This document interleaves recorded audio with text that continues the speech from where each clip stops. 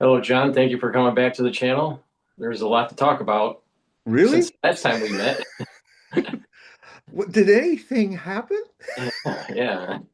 Yes, a lot has happened. But before we start, we are live streaming on YouTube and simulcasting on X Spaces. For the ones that would like to ask questions, please type them in the chat or ask for the mic on X Spaces.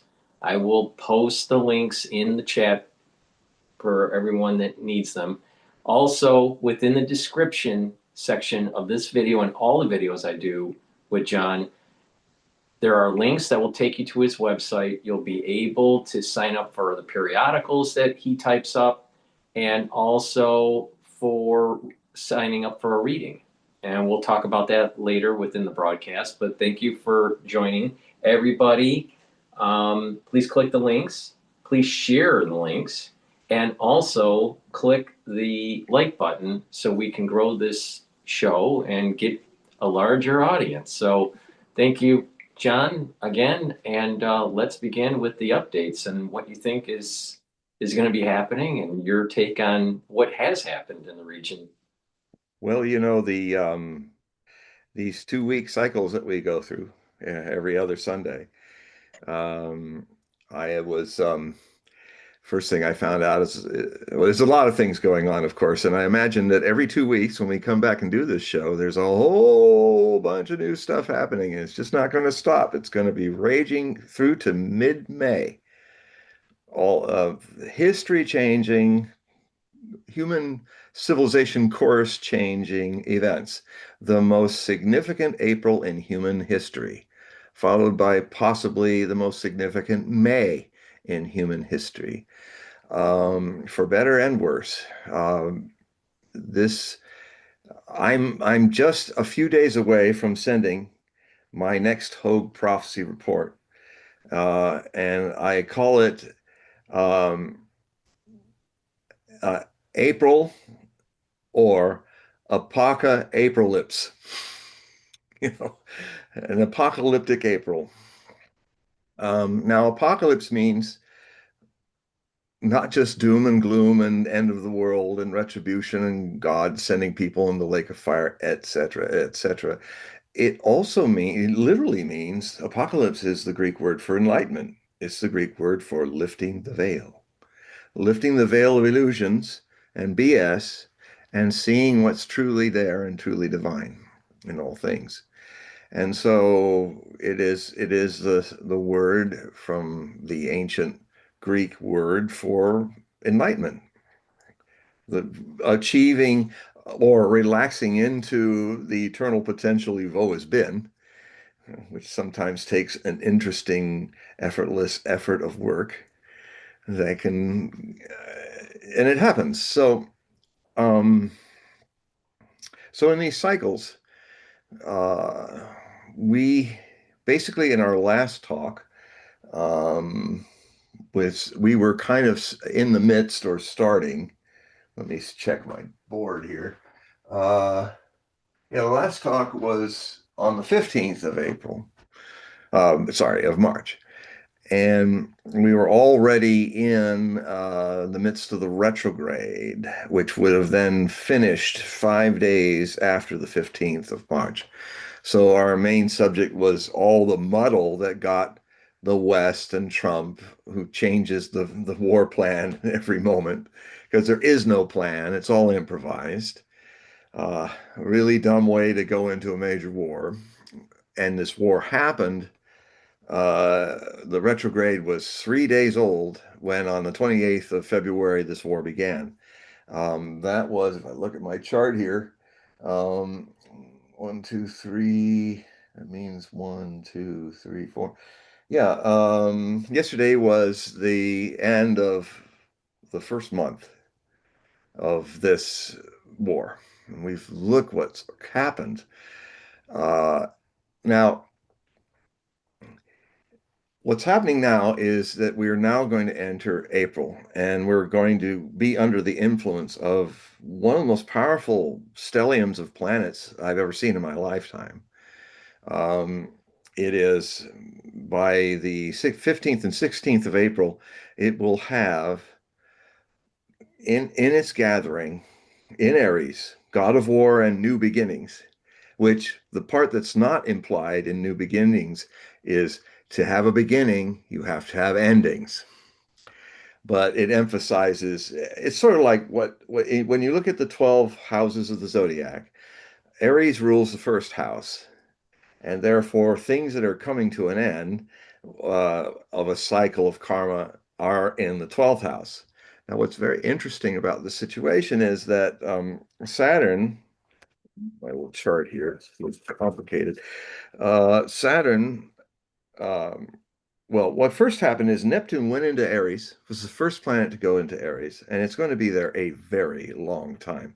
It is going to be with us, uh, a new beginning for the spiritual, and a real ending in the longer term is until the middle, I think, of 2039. It's a very slow moving planet, and it's going to be in Pisces.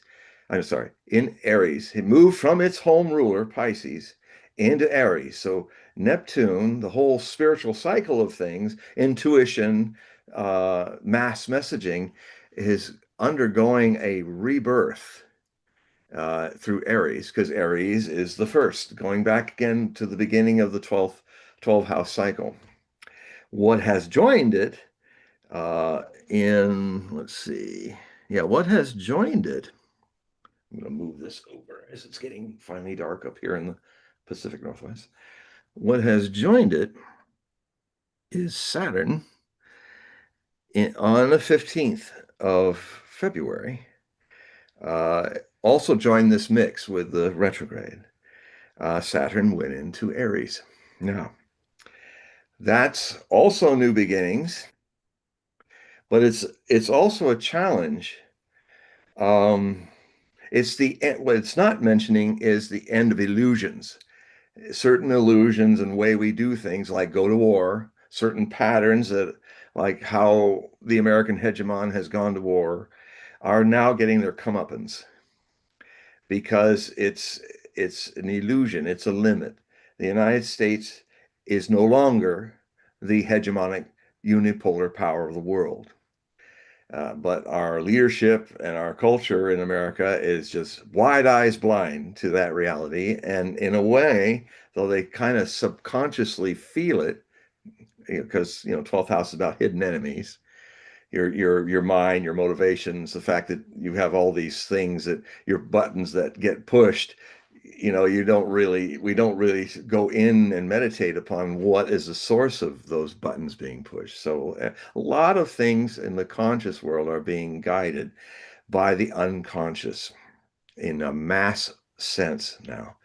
And basically sometimes empires end like Rome, slowly, takes a while, or they end suddenly like the Imperial German Empire or the Großdeutsches Reich.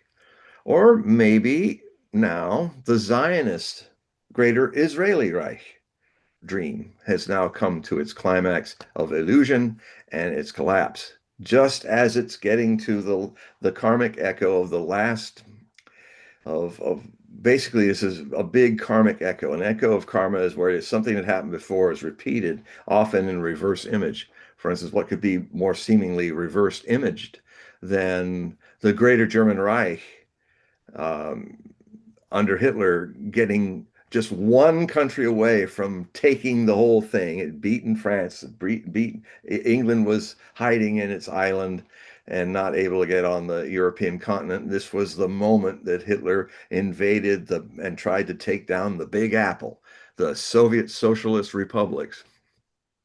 And now we have a similar thing, and I think more than ever, I think Prime Minister Bibi Netanyahu is literally a karmic echo, performing in a reverse image, being a Jewish Hitler.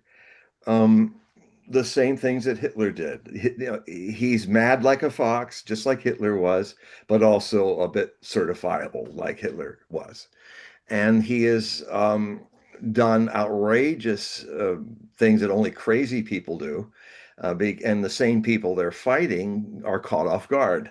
Uh, but and so he's managed to, up to this point, up until this war started, he had managed to decapitate the leadership of the Hezbollah, um, take Syria down so that he could cut the communication and logistic lines to Iran, who was financing the resistance of southern Lebanese Shia, who are under the political and military protection of of um, of Hezbollah. How, I think it's Party of God or House of God. I'm not sure about that. Um, and we, in this same area, we have another Holocaust of Semites going on, just like happened in the 1940s. It's been happening since 2023, when a similar karmic echo to the Warsaw Ghetto Rebellion of 1943, where the Jews, 300,000 Jews that were walled into an open air city concentration camp, not too unlike the Gaza Strip, where Semites, other Semites, equal Semites to the Jews, Palestinian Arab Semites, also born from the seed of Abraham, were put in an open air prison for decades where they couldn't leave. Their food was even limited for decades. And you know, when you treat human beings so viciously and take their freedom and their humanity away, is it not surprising that when they break out of the prison, they massacre their masters and their children and their people? I mean, this is what happened on the 7th of October 2023. It was a prison riot from people who've been treated like beasts, so they responded like beasts. You would respond like beasts, just as they did. You would have killed your prison keepers, just like the Jews did in the Warsaw Ghetto, and fought them like tigers, killed a lot of Nazis. This is what happens. So, but this was used as an excuse to eradicate the Palestinian people, which is happening now.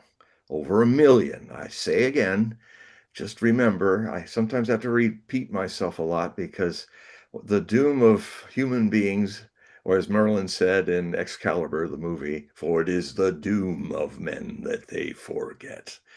So, you know, unfortunately in my field, I hate reminding people all the time about things, but I need to because we are, talk about the doom of forgetfulness. We are in a dark age of attention deficit disorder as becoming a natural state of human beings. They don't even remember what happened yesterday. You know, it's like, so I'm constantly having to point out, look, I've said these very accurate forecasts now since 1987. And I'm having to bring up a lot of these things because I literally saw this coming for over 4 decades ago, and I've been writing and evolving my insights into it. Now here it is. Yeah, similarly, another one that's coming up that I've been dealing with since 2007 is Nostradamus' third Antichrist is looking more and more like he might be the Saudi um, de facto king of Saudi Arabia, because I think his father, Solomon, is Mohammed bin Salman, is the son. That means Mohammed, son of Salman in Arabic, is now the de facto king of Saudi Arabia, and now he's about to declare war on Iran, and Iran may do to him what was done to the former Ayatollah about a month ago, Ayatollah Ali Khamenei, uh, who's now been replaced by Muqtada Khamenei, who is a hardliner. I mean, one of the dumbest things you can do if you, what happened is with this decapitation, this is a Keystone Cops stupid stuff. The Americans wiped out all the moderates. You know, Khamenei was a moderate. He's the one that made the fatwa, the law that dissuaded Iranians from ever building not only atomic bombs, but when the CIA was giving Saddam Hussein all the means and telemetry of satellites to gas 300,000 Iranians in the Iraq-Iran war of 1980 to 1988. Um, he, the Iranian soldiers were saying to the Ayatollah, which was Khomeini, the first supreme leader, saying, we must also build these gas weapons of mass destruction and fire them on our invaders. And he said, no, that is haram. That is that is un-Islamic. That is a blasphemy. The Islam tries, unless it's Wahhabist Islam, which is the source of Al Qaeda and ISIS and all of that, is Sunni majority extremists of the Salafist movements in Sunnah. They take the five virtues of being a Muslim, and one of those virtues is if there's a war, a jihad, a religious war, or any war, you don't slaughter civilians. You don't harm women and children, and you only fight and kill the combatants. Wahhabi believers don't believe that. That's why 9/11 happened and 3,000 Americans were slaughtered by Al Qaeda, which is a Sunni.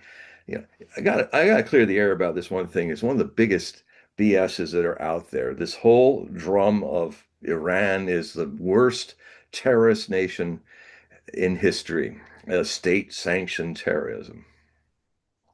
Can any of you name what Iran did to get this distinction? I can tell you very clearly that Osama bin Laden and Al Qaeda, who are not Shia, who are Sunni, the Sunni majority, which is, the Shia are only about 260 million people out of 2 billion believers of Islam. So it's a sizable for its sake, but the vast majority and almost all the terror that has happened in the world, documented in the world, has not been from the Shias. It has been because the Shias are very slow to react and wage jihad. They're a lot like the Russians in that regard. They are slow to harness, but once you torture them enough, like we've been torturing the Iranians for decades, trying to destroy them, assassinating people, trying to incite through terrorism, popular riots. It's all failed. But what we have done by killing the elderly Ayatollah supreme leader Khamenei, an 86-year-old man, I hear he was dying from cancer. What they did is by the first bombs of the Israelis landed on his family compound, and they killed some top leaders, but they also killed children and Khamenei's wife, his son-in-law, and a little child, a girl child that was an infant. And this is talk about haram. This is terrible. So, have you noticed how this war, those of you who've been watching it, hopefully watching it in alternative media, because if you're just, well, you wouldn't be here listening to me if you didn't watch a little alternative media rather than rely completely on great specialists of military buffoonery like General Keith Kellogg, the old frosted flake, uh, and some of these other people on Fox and CNN and MSNBC and the legacy networks are really they're just propaganda organs. That is why they're losing their audiences, which are flocking to where I am also a member of the alternative media. So is Paul. And so I just highly recommend that you don't believe anything I'm saying, but test it with you looking at things, taking note of what people in the alternative media are saying and how accurate they are.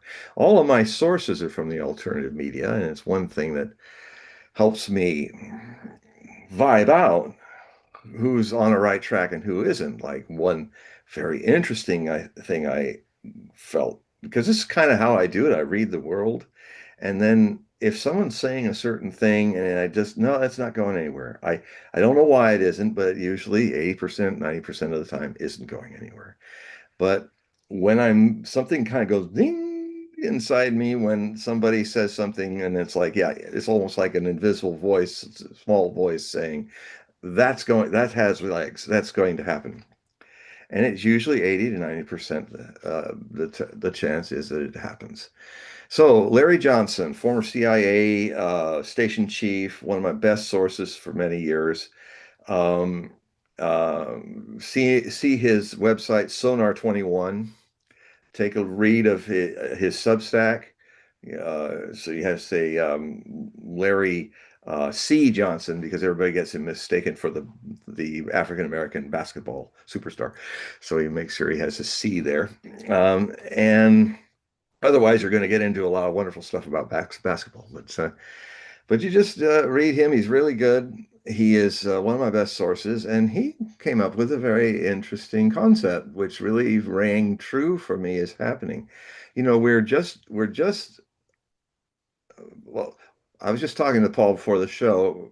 Paul thought maybe the boots on the ground, the raids either on those islands in the shipping lanes of the Persian Gulf, inside the Persian Gulf, might be targets for the Marines to land and take, like island hopping in World War II. I've actually been writing about those potentials all the way back. Oh, man, all the way back in June 30th. I published it June 30th. Nostradamus, The War with Iran, my first edition of it, in June 30th, 2009. So, and I have since did a second edition in 2013, October, and I was going to do a third, but then things just started happening. So I rather directed all that energy into my Hogue prophecy reports and my shows like I'm doing here today. But this issue of Iran has been in my life for a long time. And again, it's really something to see it happening. But an important side that rings true is, well, first off, I think the boots on the ground are going to come much later than most people in the mainstream news are saying. It's not going to be uh, imminent coming. It's going to be uh, see the MEU, the Marine Expeditionary Unit, which is a flat top helicopter vertical lift aircraft carrier with a LST, big ship LST that can move out whole large, you know, armored uh, uh, boats that can land on amphibiously. And surprisingly few destroyers guarding it, like two. I'm really surprised. I remember when I started writing about these writing, and I'm also going to publish some of what I wrote about the island attacks, the boots on the ground stuff that I was already writing about because of some leads of Nostradamus seemed like he was talking about it. Because he names the Strait of Hormuz by its 16th century name, Carmania. And Carmania specifically is the side of the Strait of Hormuz that the Iranians own. It's their country. The other side is Oman and UAE. So the Iranians don't have both sides of the strait. But so he's already talking about the coast area, Bandar Abbas and all that area, with the mountainous, cliff-like mountains that can be a lot like Suribachi on Iwo Jima, all drilled in the caves. They have guns. It's only 20 to 21 miles wide, the Strait of Hormuz, in its narrowest part, which is right at the tip of that horn-like land that you see where it goes around like this and so the ships come up through here and then all of this is Iran looking down at them, and they could sink ships with 155 howitzers. I mean, that's how close all the shipping is. So, if you wanted to see a replay of the Charge of the Light Brigade on water, if these mews want to rush through there, damn the torpedoes full speed ahead, um, like Farragut in the Civil War, they're they're going to get sunk. And if they get sunk in the two lanes, because there's only two lanes that are deep enough for all those ships to go. The destroyers could probably go into shallower water, but it's a very shallow water there. A lot of it's only 50 feet deep. And except for that one channel, which has been dredged through that, so that it's deep enough for tankers, because, when tankers are full, they're low to the water with all that oil. And so um, as they make their charge through there, they could very well leave some major ships plugging the only navigatable water, and by their own hubris of charging in there, end up closing the Strait of Hormuz with big warships that need to be detonated and blasted apart to build a new area. This will take a long time. So, here we are to save and open the Persian Gulf, which Nostradamus in his prophecies called the Gulf of Arabia. That's what they also called it in the mid 1600s. Um, the very act of it's almost like this is a new version of we had to destroy that village to save it. From the Vietnam Wars, which evolved later in our American imperial hubris, to we had to destroy that nation of Libya to save it. And now we might have our guys shrugging, the admirals shrugging, when some of our ships are sunk right in the main shipping line. We might say, well, we had to destroy the Persian Gulf to liberate it. And here we are with it plugged up. A total, if you count the pipelines out of Oman taking UAE oil into the Arabian Sea, and in the Red Sea, the Saudis have a pipeline. So that's another 12% that's not usually put in the 20% margin when people say, oh, 20% goes through the Persian Gulf. But yeah, add the other 12%, and you've got 32% of the oil, the gas, the urea for and potash and stuff for creating fertilizers, which is going to be down a third, which means, in the northern hemisphere, they will plant their fertilizer, but by harvest, and especially by next year, we're going to have many areas in food crisis. Now, some of the richer countries will probably survive it, although we're probably all going to get a lot thinner, because food, if you think it's expensive now, wait till you see what's going to be next year, because of this shortage of fertilizer. And then what will happen in the seeding of things in 2007, these famines will deepen. And you got to remember, it's one of the basic rules of history. No matter how civilized you try to keep law and order and keep everybody on the same general page to function, you just have to remember two important things that happened. One that was in 2010, and another that was in 1788. Exactly one, uh, nearly 1 year and 1 day before the French Revolution, after which the French Revolution happened, was the day called the Great Whirlwind. I stumbled upon it in French journals for that period, and the whirlwind was in the journals of July, 1788, July 13th. Lucky number. And it was a great wall of tornadoes, like the Midwest. It was very rare for France. And it came from the southwest all the way across all the farmlands of central France, all the way north to Lille and nearly to the borders of northern France. And it destroyed, it was a lot of crops. But of course, people had the crops from the year before, so nobody was too concerned. But of course, what then happens in the following year, after the harvests of October, November in the Northern Hemisphere, September, October, November, food hiked up its prices because there was a shortage of everything, especially the staple of bread in France. And I mean, Napoleon, one of the closest times Napoleon, in the middle of his peak of his empire, almost got booted out of France was when he, I thought, did the right thing because I don't do white bread or white rice. He wanted everybody to eat bread, French bread, that was brown bread because it was healthier for you.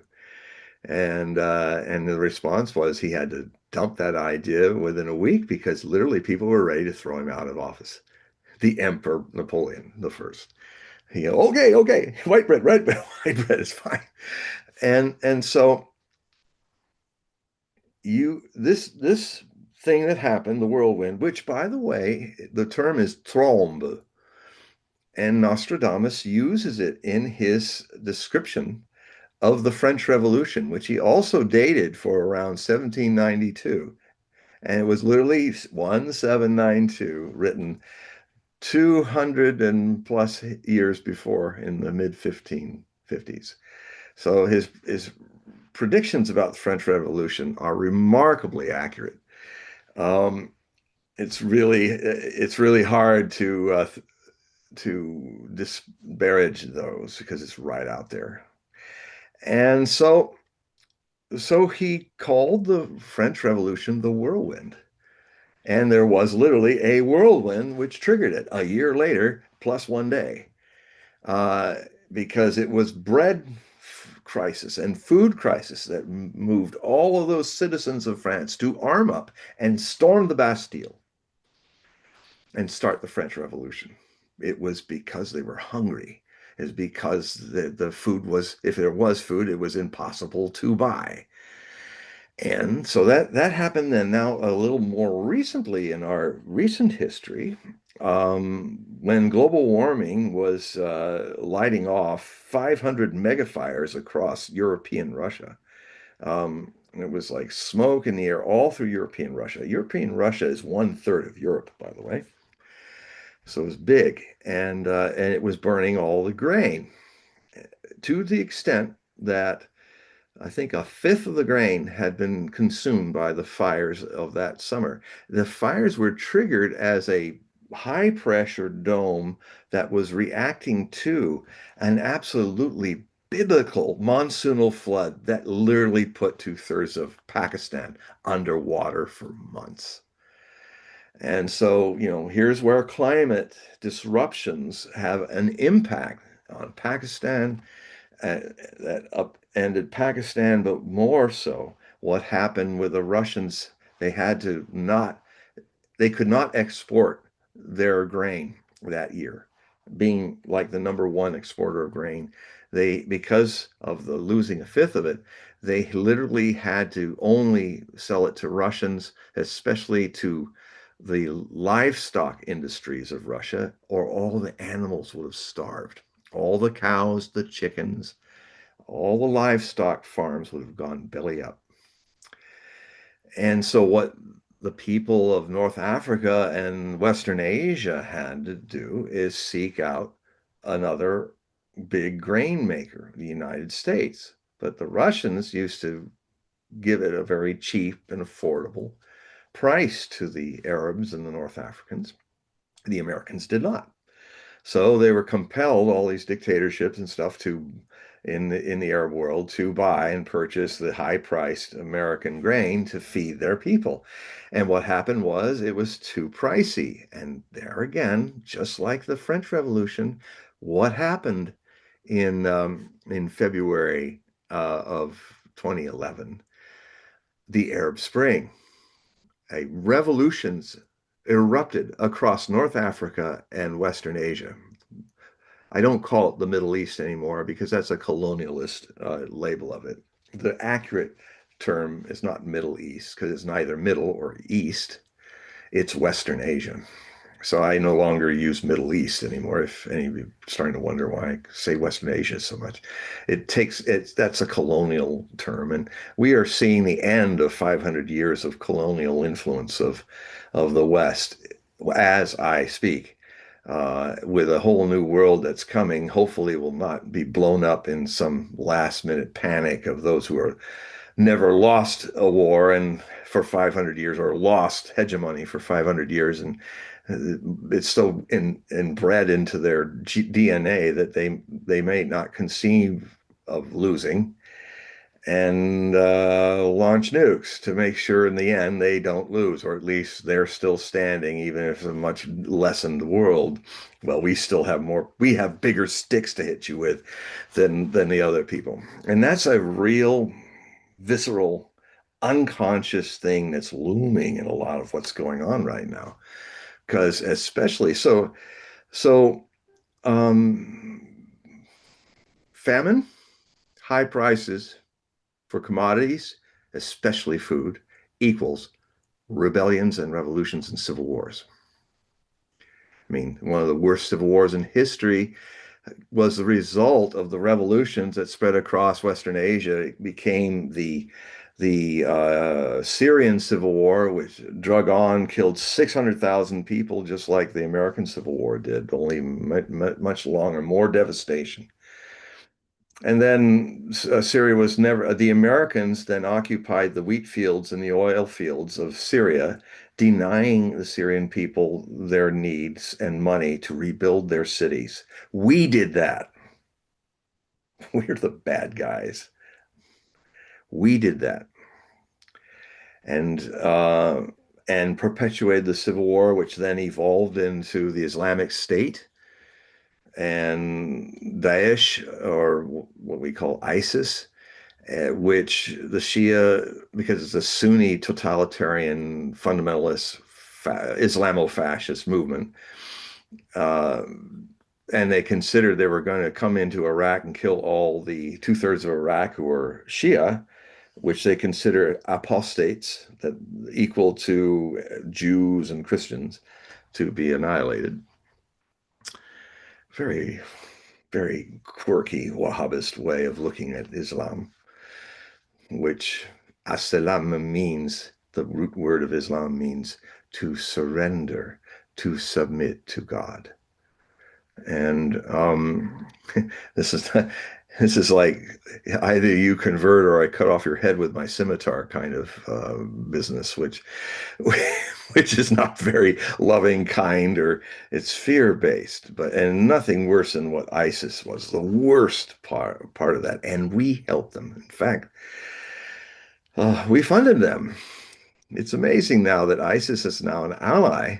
They finally, for the way we were weakening the Syrians, the Syrian nation collapsed. It was another nation that we had to destroy to save. And what did we put in its place? One of the surviving commanders and leaders of ISIS and Al Qaeda. First, he was with Al Qaeda, then he evolved to even a darker Wahhabist cult of ISIS. That Al Jilani fellow is a head chopper. He used to cut people's heads off on camera, and here's Trump. Oh, he's a kind of strong man, shaking his hand and all that. This man's maybe in a nice suit, but and trimmed his beard a bit, but he's a monster and a candidate for one of Nostradamus's third Antichrist prophecies, which now I double back now to um,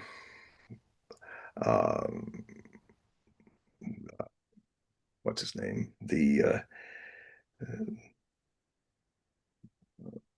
Mohammed bin Salman. I had all the candidates of the Antichrist wanting me to mention them, but yeah, because I've been on their trail since 1983, and I think I finally found, just when I thought it was all over, just when the Caliph of ISIS, I thought, well, al-Baghdadi, when he was destroyed, I thought, well, maybe that's the end. Maybe we dodged the bullet of this famous Nostradamus set of prophecies, and it's all over. And then not long after that, with the Yemeni war that Saudi Arabia tried to win in starting in 2015, and with this hot-headed new crown prince, Mohammed bin Salman. Um, then when people started to call him MBS, because I don't know, Americans just can't, the words were too big and Arabic. So so even journalists who should be semi-literate at least, um, they all started calling him MBS, which is unusual. And the unusual is always a good thing to search for clues with Nostradamus. I mean, there for a long time, I thought it was Richard Nixon he was talking about in my first complete prophecies of Nostradamus, which I wrote in the mid 90s and published in 1997 with Element Books, 1,000-page book, the biggest interpretation of Nostradamus's prophecies thus far published. I'm going to transcend that, but in my next thing. But anyway, you know, there's just something very interesting about how, just when I thought it was over, here comes MBS.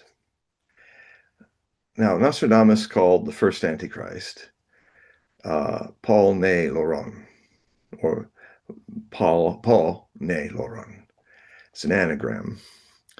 It means if you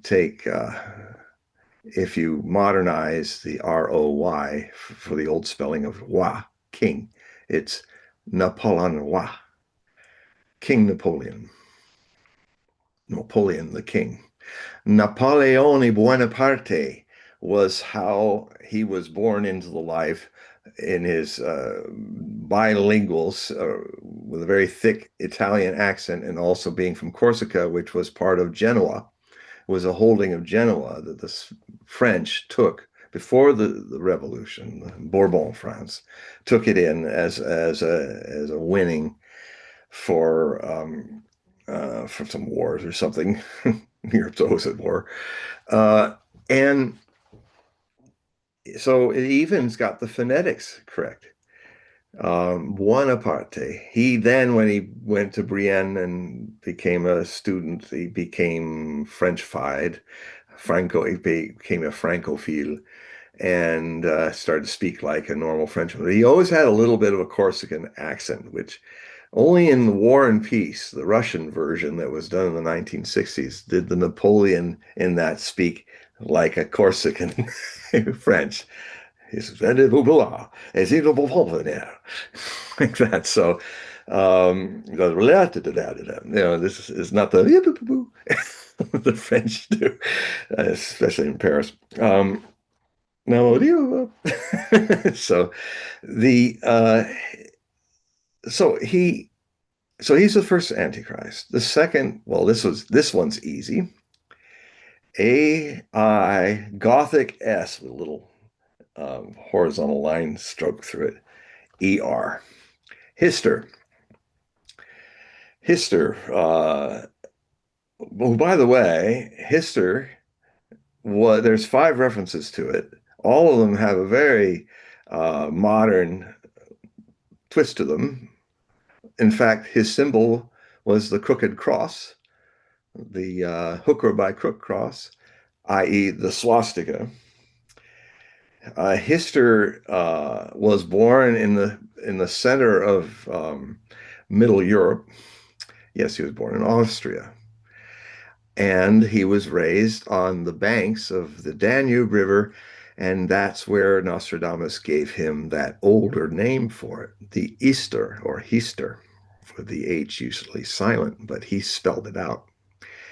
Now, a lot of times it comes up as Ister, I-S-T-E-R, in a lot of his quatrains. But when he uses Hister with the Gothic 5 times, he's talking about Malta and Barb for Barbarossa and the invasion of Soviet Union. All these things start coming out, and even and he called him the captain of Greater Germany.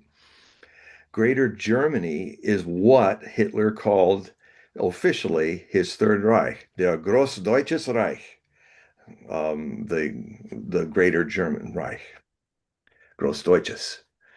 And he talks about this captain of the Crooked Cross who would break a lot of agreements and treaties, and a lot of them hit right on the mark of like the creation of the tripartite treaty, the Axis. The one of the treaties he broke was the treaties of Versailles. He broke them, and that is also mentioned. But the fall of France, um, and what's also very interesting is the final one he said would be broken in 45. He just wouldn't say the first two digits. He often doesn't do that. You have to find the century. So he said, so he had all these things being broken, and 45 was the last one, and it was Quatrain 45 in Century Volume 5. Sometimes you got to check these things out. Where he's talking about there would be a great empire would fall through Le Sylvain, the Sylvain d'Ardennes, the Ardennes forest. Uh, Two empires fell. In 1940, the French Empire and France fell to the Nazis invading through the Ardennes forest. And then Hitler tried to repeat that in the end of 44 into 1945. He tried to repeat that lucky stroke in desperation, which we all now know as the famous Battle of the Bulge, where he tried to go through the forest again, surprise the Allies, and then try to divide the British forces from the American forces by taking Antwerp. But he ran out of gas about a third of the way through, and then it ended up being this bloody mess that a month or two later it ended, and all the Bulge was taken back by the Allies. And what it did was it erased his strategic reserves. Thank goodness. Because if he didn't do that, he would have had, he might have made the conventional war in Europe last into September of 45. And if that had happened, it wouldn't have been Hiroshima and Nagasaki that would have been test bombed by atomic bombs. It would have been cities in Germany that were still standing in ruins mostly, but standing better than most of the Japanese cities, which were burned out. And Hiroshima and Nagasaki were saved primarily so that they could be tested with the first uranium and plutonium bombs dropped on defensive civilians, killing initially 370,000 of them within within 3 days of each other. So anyway, Nagasaki is the first week of August 1945. And it was specifically done because they could have ended the war in May of 45, also in the Japanese front. They were ready to surrender. But the Americans held off on doing that until they wanted to have the atomic bombs to show off to when Truman took over from Roosevelt. He wanted to show those off. I've said this before, but this is our kind of shady, shadowy life, the legacy of America, and a lot of this we're coming to a head. It may very well be that we have to see a hegemon completely lose, be utterly defeated to save the nation that got addicted to war and war industries. That, this nation has been on a very terrible trajectory since the end of World War II. When it became, by the time Eisenhower was warning in his final speech while he's leaving the presidency in March, I think, of 1961, he coined the phrase, the undue influence of the military-industrial complex, was a threat to the democracy. Well, it is. We were losing our democracy. I think we basically lost it. We have a Congress that no longer follows the rules of Constitution law. We have a president who's going senile very fast, who has openly said, I hear him say it with my own ears. He said, When they said, "Well, why you're not following any laws?" Like all this stuff that he's done to go to war with Iran, it's just he's just doing it, and Congress is just like cows watching, going, "Where's that Israeli money I get every month?" Um, there's no law. We are now lawless. There's nothing that we're doing in the last since a while now that has gone through the process of legal passage through constitutional law. So we are a lawless country. We are we are now having our government occupied, paid for, and taken over by a foreign nation. And now, as I've said over the decades, here comes Israel's big dumb friend, this great big giant of a hegemon who kind of goes, "Duh, what do you want me to destroy now? Duh." And that's us, you know. And so Zionist Israel, which wouldn't survive a moment without having its big dumb brothers. Okay, okay, Israel, who does I stomp on now? You know, it's just like, and so now it's come to the same echo of the final Big Apple for Hitler was the Soviet Union. He dared to gamble one more time. In fact, there's a statement that Hitler famously said that I'm hearing Netanyahu and people in the White House using, and I don't even, they're just doing it by accident, but it's quite a karmic echo. The famous statement Hitler said. I mean, at least I'll tell you this, Hitler understood the gamble. He made clear that if we don't defeat the Soviet Union, this is a life and death struggle for the Soviet Union and us. And if we don't win, if we don't win quick, all of us are going to be dead and Germany's going to be ruins. He said that to his generals before he made the pact with the Soviet Union, so that he could buy time, take Poland, take out France, isolate Britain, and then come back when he was at his prime and his army was at its most powerful strength and nearly take the Soviet Union. But he didn't, and he was utterly destroyed. And his prophecy, his alternative prophecy, happened. But at the beginning of Operation Barbarossa, means Redbeard, where he unleashed the greatest offensive in history up to this point in numbers and geography. He said, "It's simple, gentlemen. All you have to do with the Soviet Union is kick the door down, and the whole rotten edifice will fall down." And that's why he predicted, because they were a little surprised. Here's the biggest country in the world with 280 million people. And 88 million Germans, men, women, and children, are going to go to war with a country that's 280 million people, which has 11 time zones. Germany maybe only had one, I think, in those days. And he basically, yes, if we win fast and swift, we have to do it fast or swift, or we're done. Uh, Before they are able to galvanize their great resources and numbers to overwhelm us. Like, I mean, the analogy one of the German generals said, it was Hitler was wanting, like Hitler was this, the Germans were this big gray powerful elephant that was battling a sea of red ants on the ground, and it's stomping and stomping and it's killing millions of those red ants. But the red ants slowly are getting all over him, getting into his eyes, getting down his throat, and eventually the red ants destroyed the giant elephant at a high cost.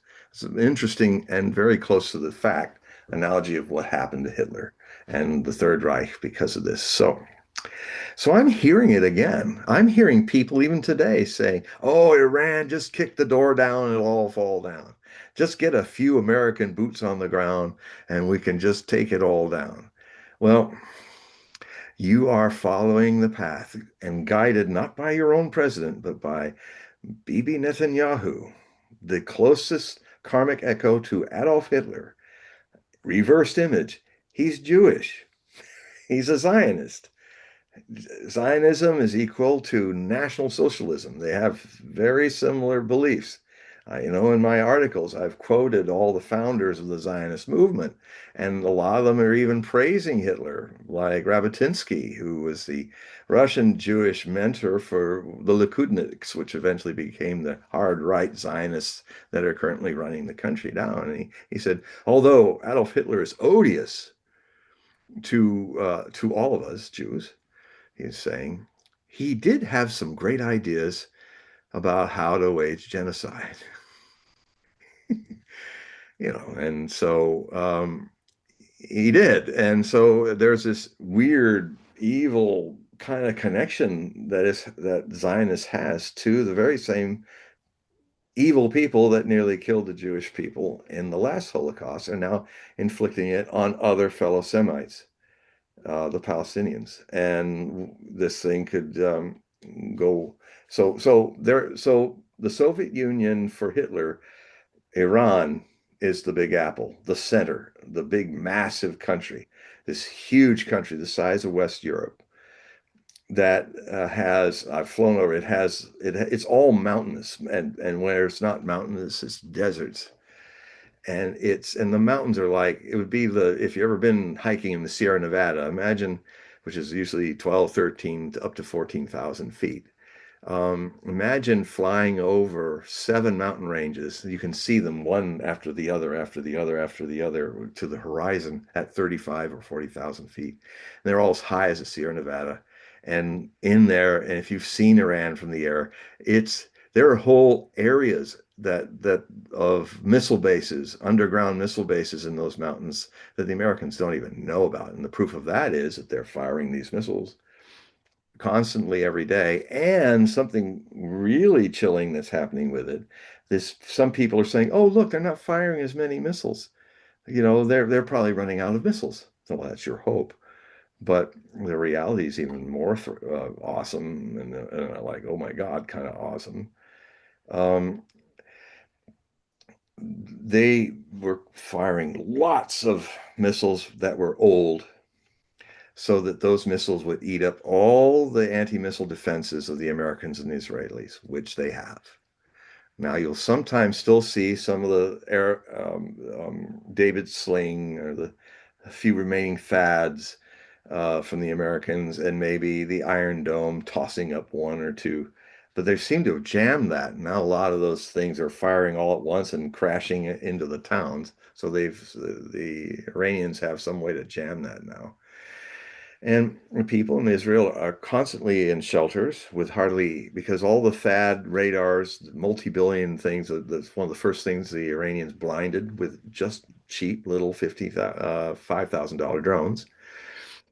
The drone revolution of warfare the Americans and the Israelis have not been keeping up with or not been watching the war in Ukraine and how military functions have completely changed. And I'm very concerned that a lot of really good American soldiers are going to find themselves literally dead by drone swarms.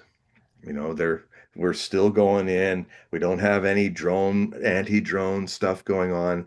And I tell you, when they do war exercises on paper with this, um, it's massacre because it's literally like getting hit by a swarm of locusts, but the locusts have 300-kilogram warheads on them, you know, and tanks go up, armored cars go up. I've spent the last 4 or 5 years watching thousands of hours of that kind of footage, watching what's going on in Ukraine with Ukrainian vehicles, Russian vehicles. They've had to completely change tactics. But if we're going to go in there all big and all American and look at us, and go in there, it's going to be look at boom, boom, boom. It's going to be a massacre. And I do think we're heading towards the greatest military disaster and defeat in American history. And if there's anything good I can pull out of it, uh, when you play bully long enough and get away with it, you just get more aggressive until somebody knocks you on your butt. And we've been asking for this for decades, and it's going to happen probably this April. Go ahead. All right, we have a couple questions here, John. So you want to take them now? Hmm. Okay. So Don, you asked to speak, so you can unmute. Hey, John, when you mentioned that the United States had it coming, do you see again in your this idea of this Zionism? It's essentially influencing the politicians and infiltrating, say, the U.S. government. So it's not the United States as the bully, as it's been a manipulation of the American people. Well, that's an interesting way of looking at it, Don, because this is always the thing. Who is manipulating who in this relationship? I know that even some of the people that I really respect, like Brian Berletic, at least I'm hearing him right, he doesn't quite understand that he thinks, oh, America is always in control of Israel. But I don't know how he can say that with our Congress and our president being absolutely compromised by having entered a Trump number two government that is really, in reality, an Epstein regime. You know, all these people in our power circles in the United States. This guy Epstein did more to influence American history in a dark way by all the blackmailing that is going on. You know, Mossad, I think, runs America more than we do, even the CIA. And I can understand the reason. If you, my God, if you're this small little country, you rob some land in an ocean of 440 million Arabs and 92 million Persians, and you're just being a horse's ass about it for 82, 81, 82 years. It has one kind of positive side to it, but it's very toxic. Is if you put yourself and declare yourself, this is our home, everybody get out, and and and of course you're all going to unite because you've literally put yourself into a sea of people who don't like you. And so the other thing you will need is some big, dumb military supergiant to to do all the fighting for you. So the best way you go through that is you go to the Bible Belt. You go to a large part of the United States people are basically Christian nationalists.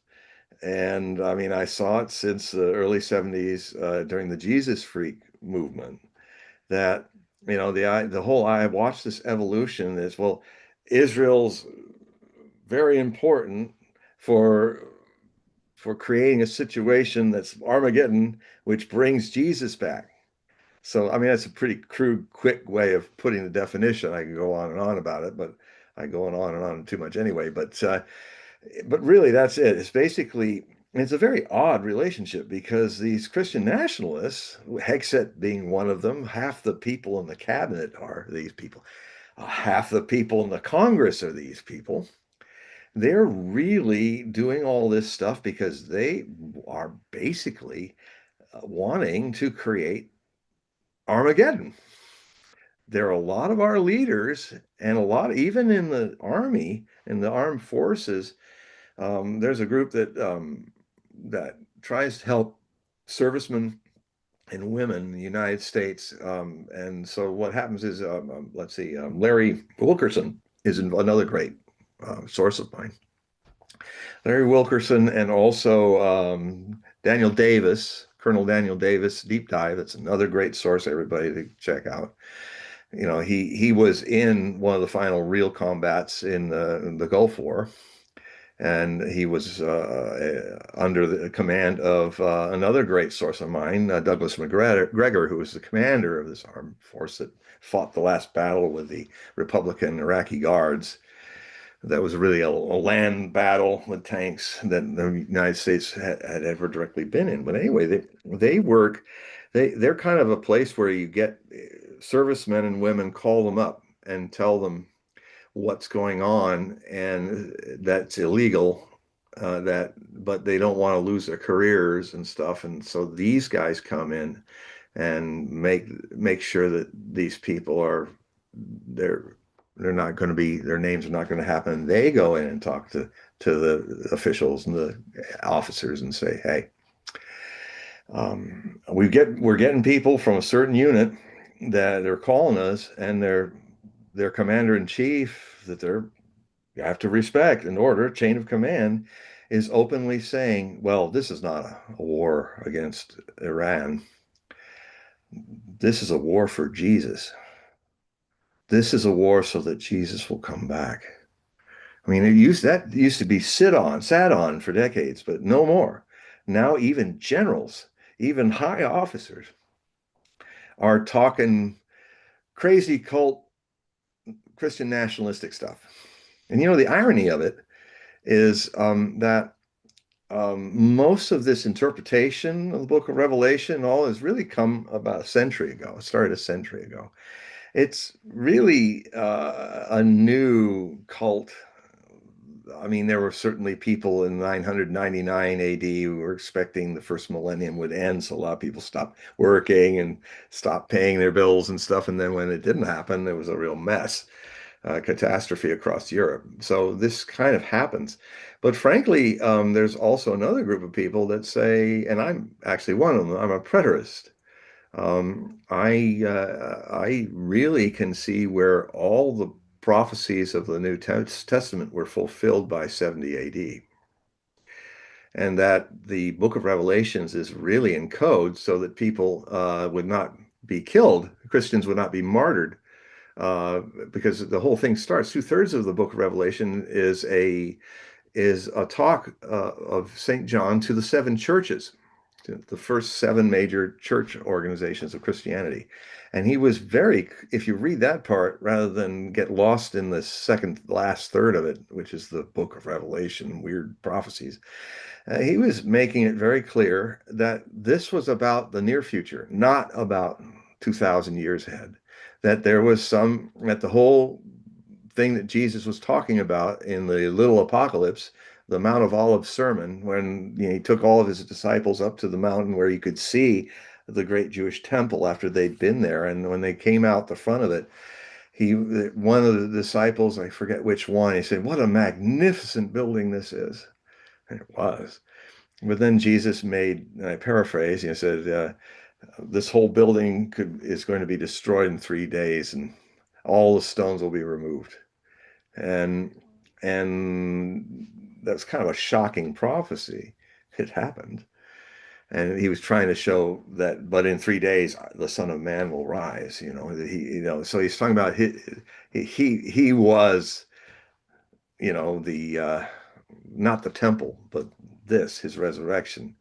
And so they talked about it, and that's the only time that Jesus directly talked about the future and a reckoning of the apostasy of the church, and a crisis in faith that would happen.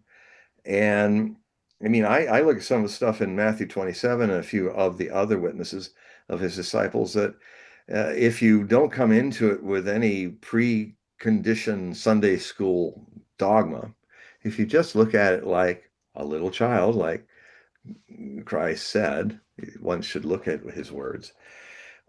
Something in Matthew chapter 27 really makes me feel that all these people come when he comes back. They come and say, "Lord, Lord, we cast out demons, we helped people, we did all these things in your name." And he basically said, "I never knew you, you never knew me. Get thee hence, you evildoers."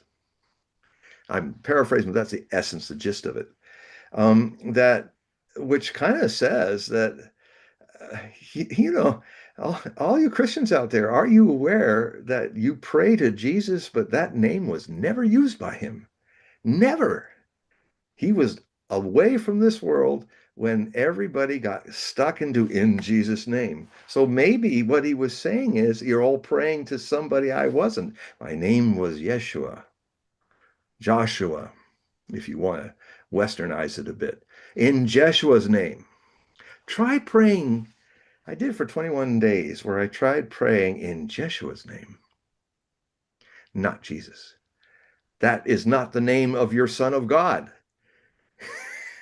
It's not. I mean, and so you've been off for 2,000 years, off track. And so the apostasy is that. Now, another thing I want to say is to get to Don's question. This because it's a big question. It's a great question. I could go on for hours about it.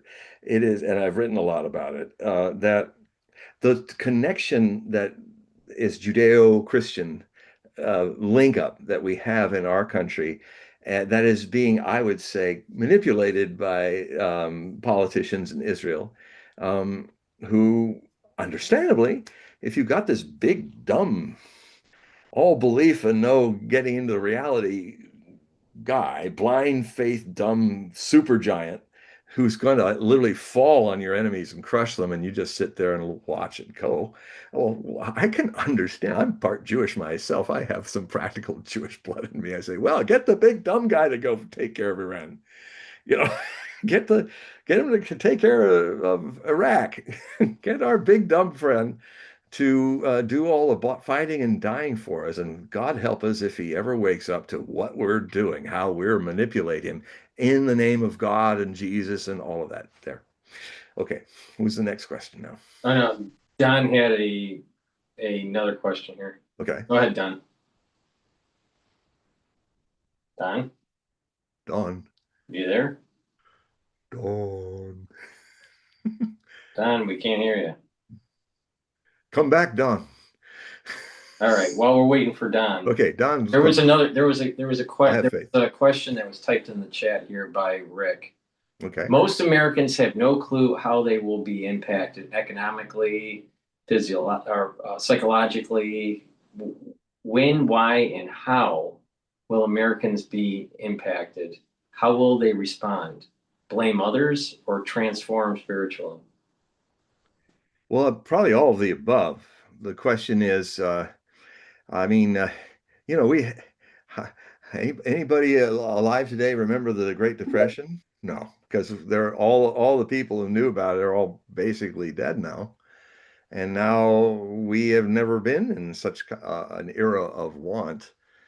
I mean, I know Rick, I think he's a baby boomer just like me. So we certainly have grown up most of our life when America was powerful, when we were building the roads where everybody used our dollar, and we were growing, expanding, and people could buy a house and all of that.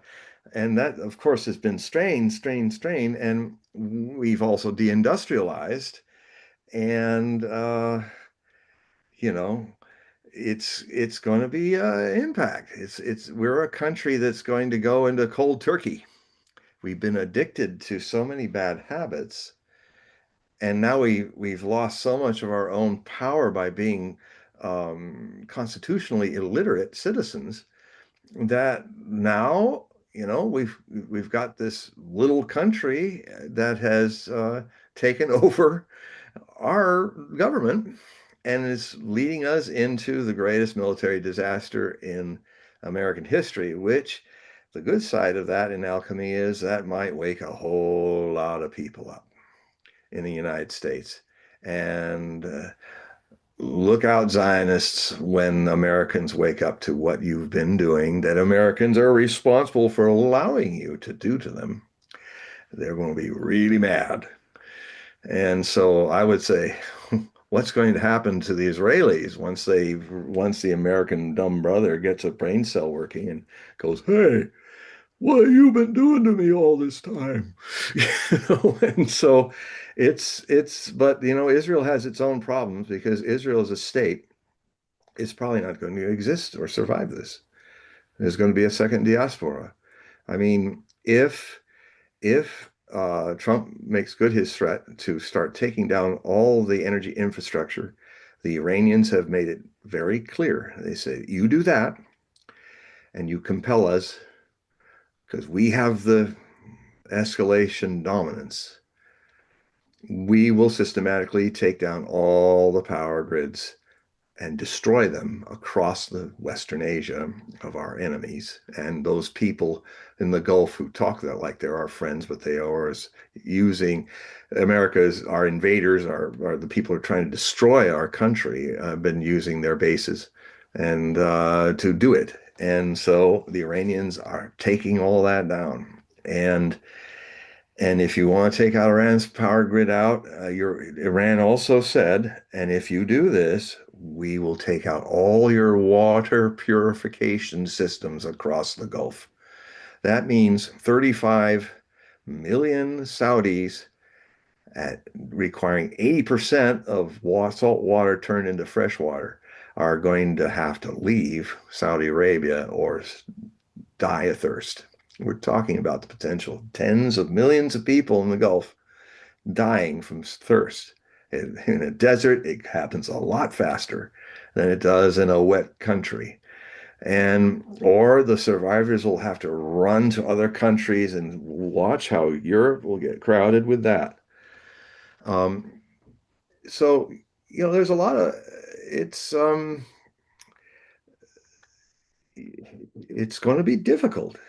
It's it's karma coming home to roost. If you've been addicted, you know how it is. The psychology of the addicted person is they're defensive. They don't want to hear what you're saying. And sometimes you have to let them go all the way to the bottom before they can get clean again.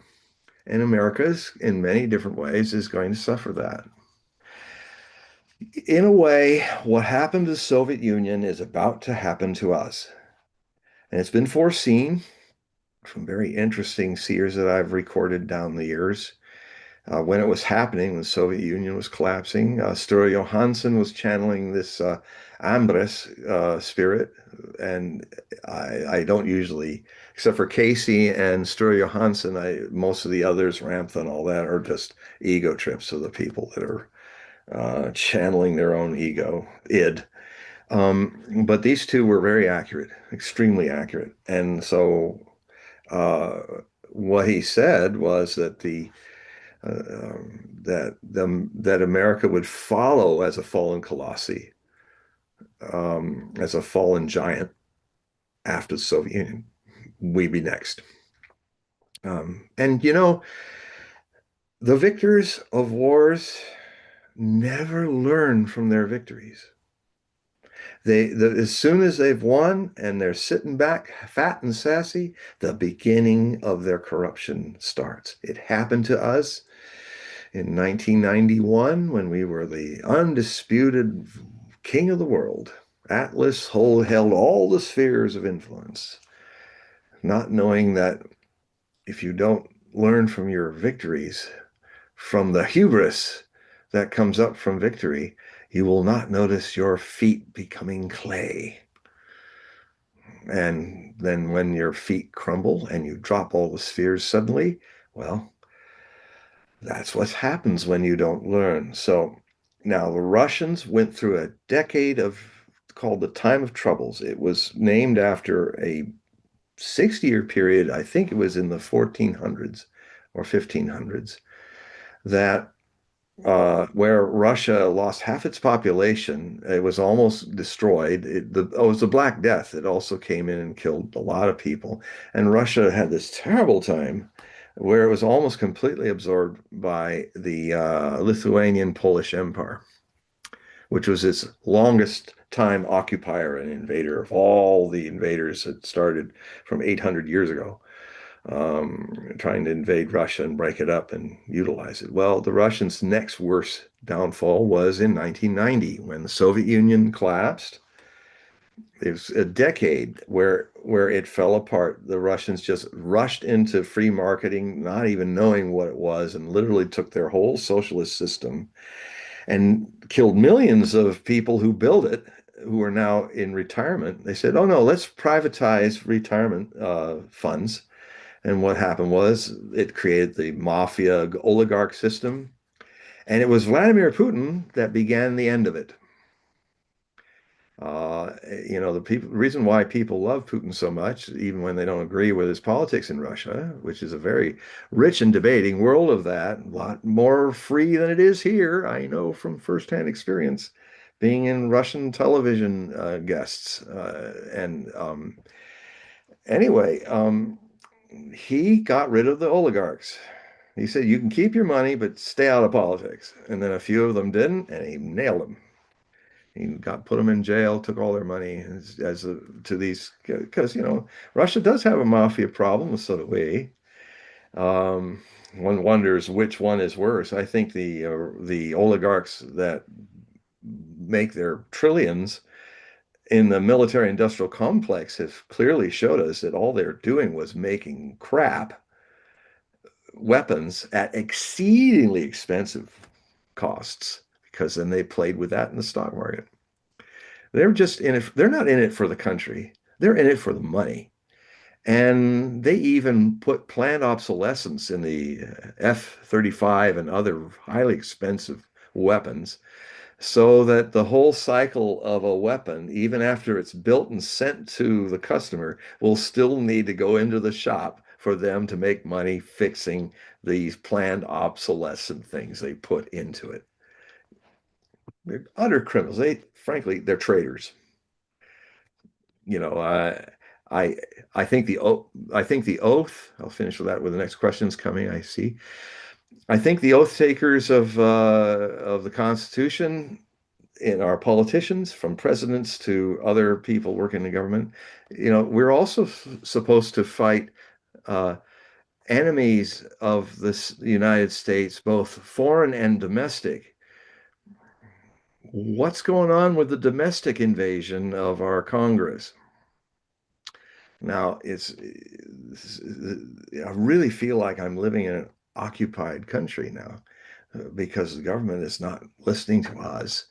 It's listening to another country.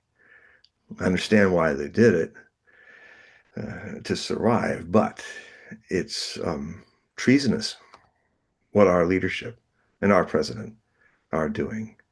This Miriam Adelson, an Israeli citizen, she even cornered her in public once and said, "Why don't you become an American citizen?" And she just remained silent. At least that was honest. She should be thrown out of this country. She has literally bought the president, her and her late husband. But it's good to see people are starting to get aware of this. And when this old debacle happens, it'll be very hard not to recognize what has happened. So go ahead now there's so much to say, but I want everybody to get a chance. Go ahead. I think Don is back on the mic. Don's back. Hi, Don. Yeah. Go ahead. Hey, John, I have two questions, and my first question, the one thing I thought you might be interested in, are you familiar with the Blackstone Memorial? Stimulate my memory. If it's in there, it'll. I was just curious. It preceded the Balfour Declaration, and nobody really talks about it. I came across a book called Delusions of the Crowd by Bernstein, who mentions your argument, essentially that this group has been trying to push this narrative of a Armageddon in the Middle East that would give rise to whatever it is that they think is going to give rise to. And so 1890s, there was Lord Blackstone who proposed moving the Jews being persecuted in Russia to Palestine. So yes. Before the Balfour, there seemed to have been a movement, and it was being pushed also by this person as to who he's connected to and what it is. That's, I think, part of the problem, the group that he was connected to. He presented it to the Congress at that point in time, was mostly Protestant, and they rejected the idea and said, well, if you're going to give him a homeland, let's move him to Uganda. So there's been a push, even among the Christians. And my only point being here is, I think we have to be careful when we try to say Christian nationalism. I think what you're talking about is there are this Christian dispensationalist movement, which is not the majority of the people that represent American values. Do you think the majority of people in Germany were Nazis?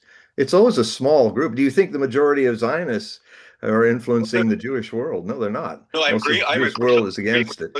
I'm agreeing with most of you. The thing that frightens me a little bit is trying to find out this group, this say Zionism, and could it even that word itself is connected to Israel. And I think this group possibly might be using even Israel as a pawn to achieve some type of new construction of the world.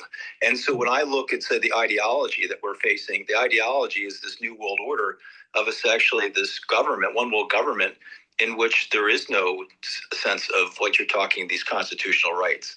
Yeah, well, that's another thing that's definitely going on, Don, and that's a whole other story. I used to think globalism was good, and then I realize now that started realizing it when I started seeing this little debate club of 5 countries called the BRICS.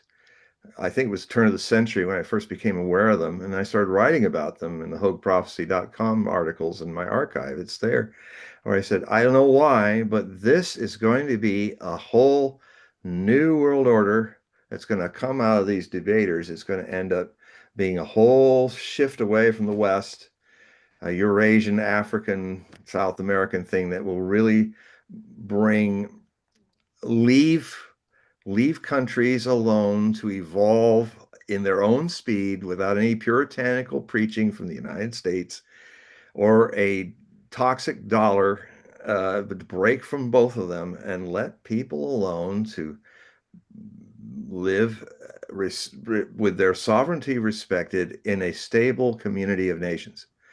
And the odd thing is that the path to globalism is never going to lead to the things that it tried to say would happen, one world and the government would just be like the post office and we'd all live that way. Even Osho used to talk about it this way, but I think to more clarify it is, I have an essay that's going to be in my book of essays, anthology on the future. And basically, one of the essays is called Beyond Democracy. And it will look at over the next next couple thousand years, or maybe the next millennium, hard to tell with timing, that we kind of think that democracy is the end all of political evolutions. It's just the beginning. It's just the beginning of something that will eventually lead to anarchia. I had to change the word, just like apocalypse scares people. Anarchy scares people because it's been so misused by thugs and hooligans and people who just want to burn and tear everything down. That is not what anarchy means. So there are 5 or so major evolutions of politics. The first one is what we're suffering going into a big change about now. It is called, I call it mobocracy. We think we're democratic, but we haven't yet really learned how to be democratic. We've descended into mobocracy, mob rule, and that can only lead to a crisis of global fascism, which we're also entering. And these are the kind of people like the Davos people and all that are trying to create this kind of soulless fascist kind of world order.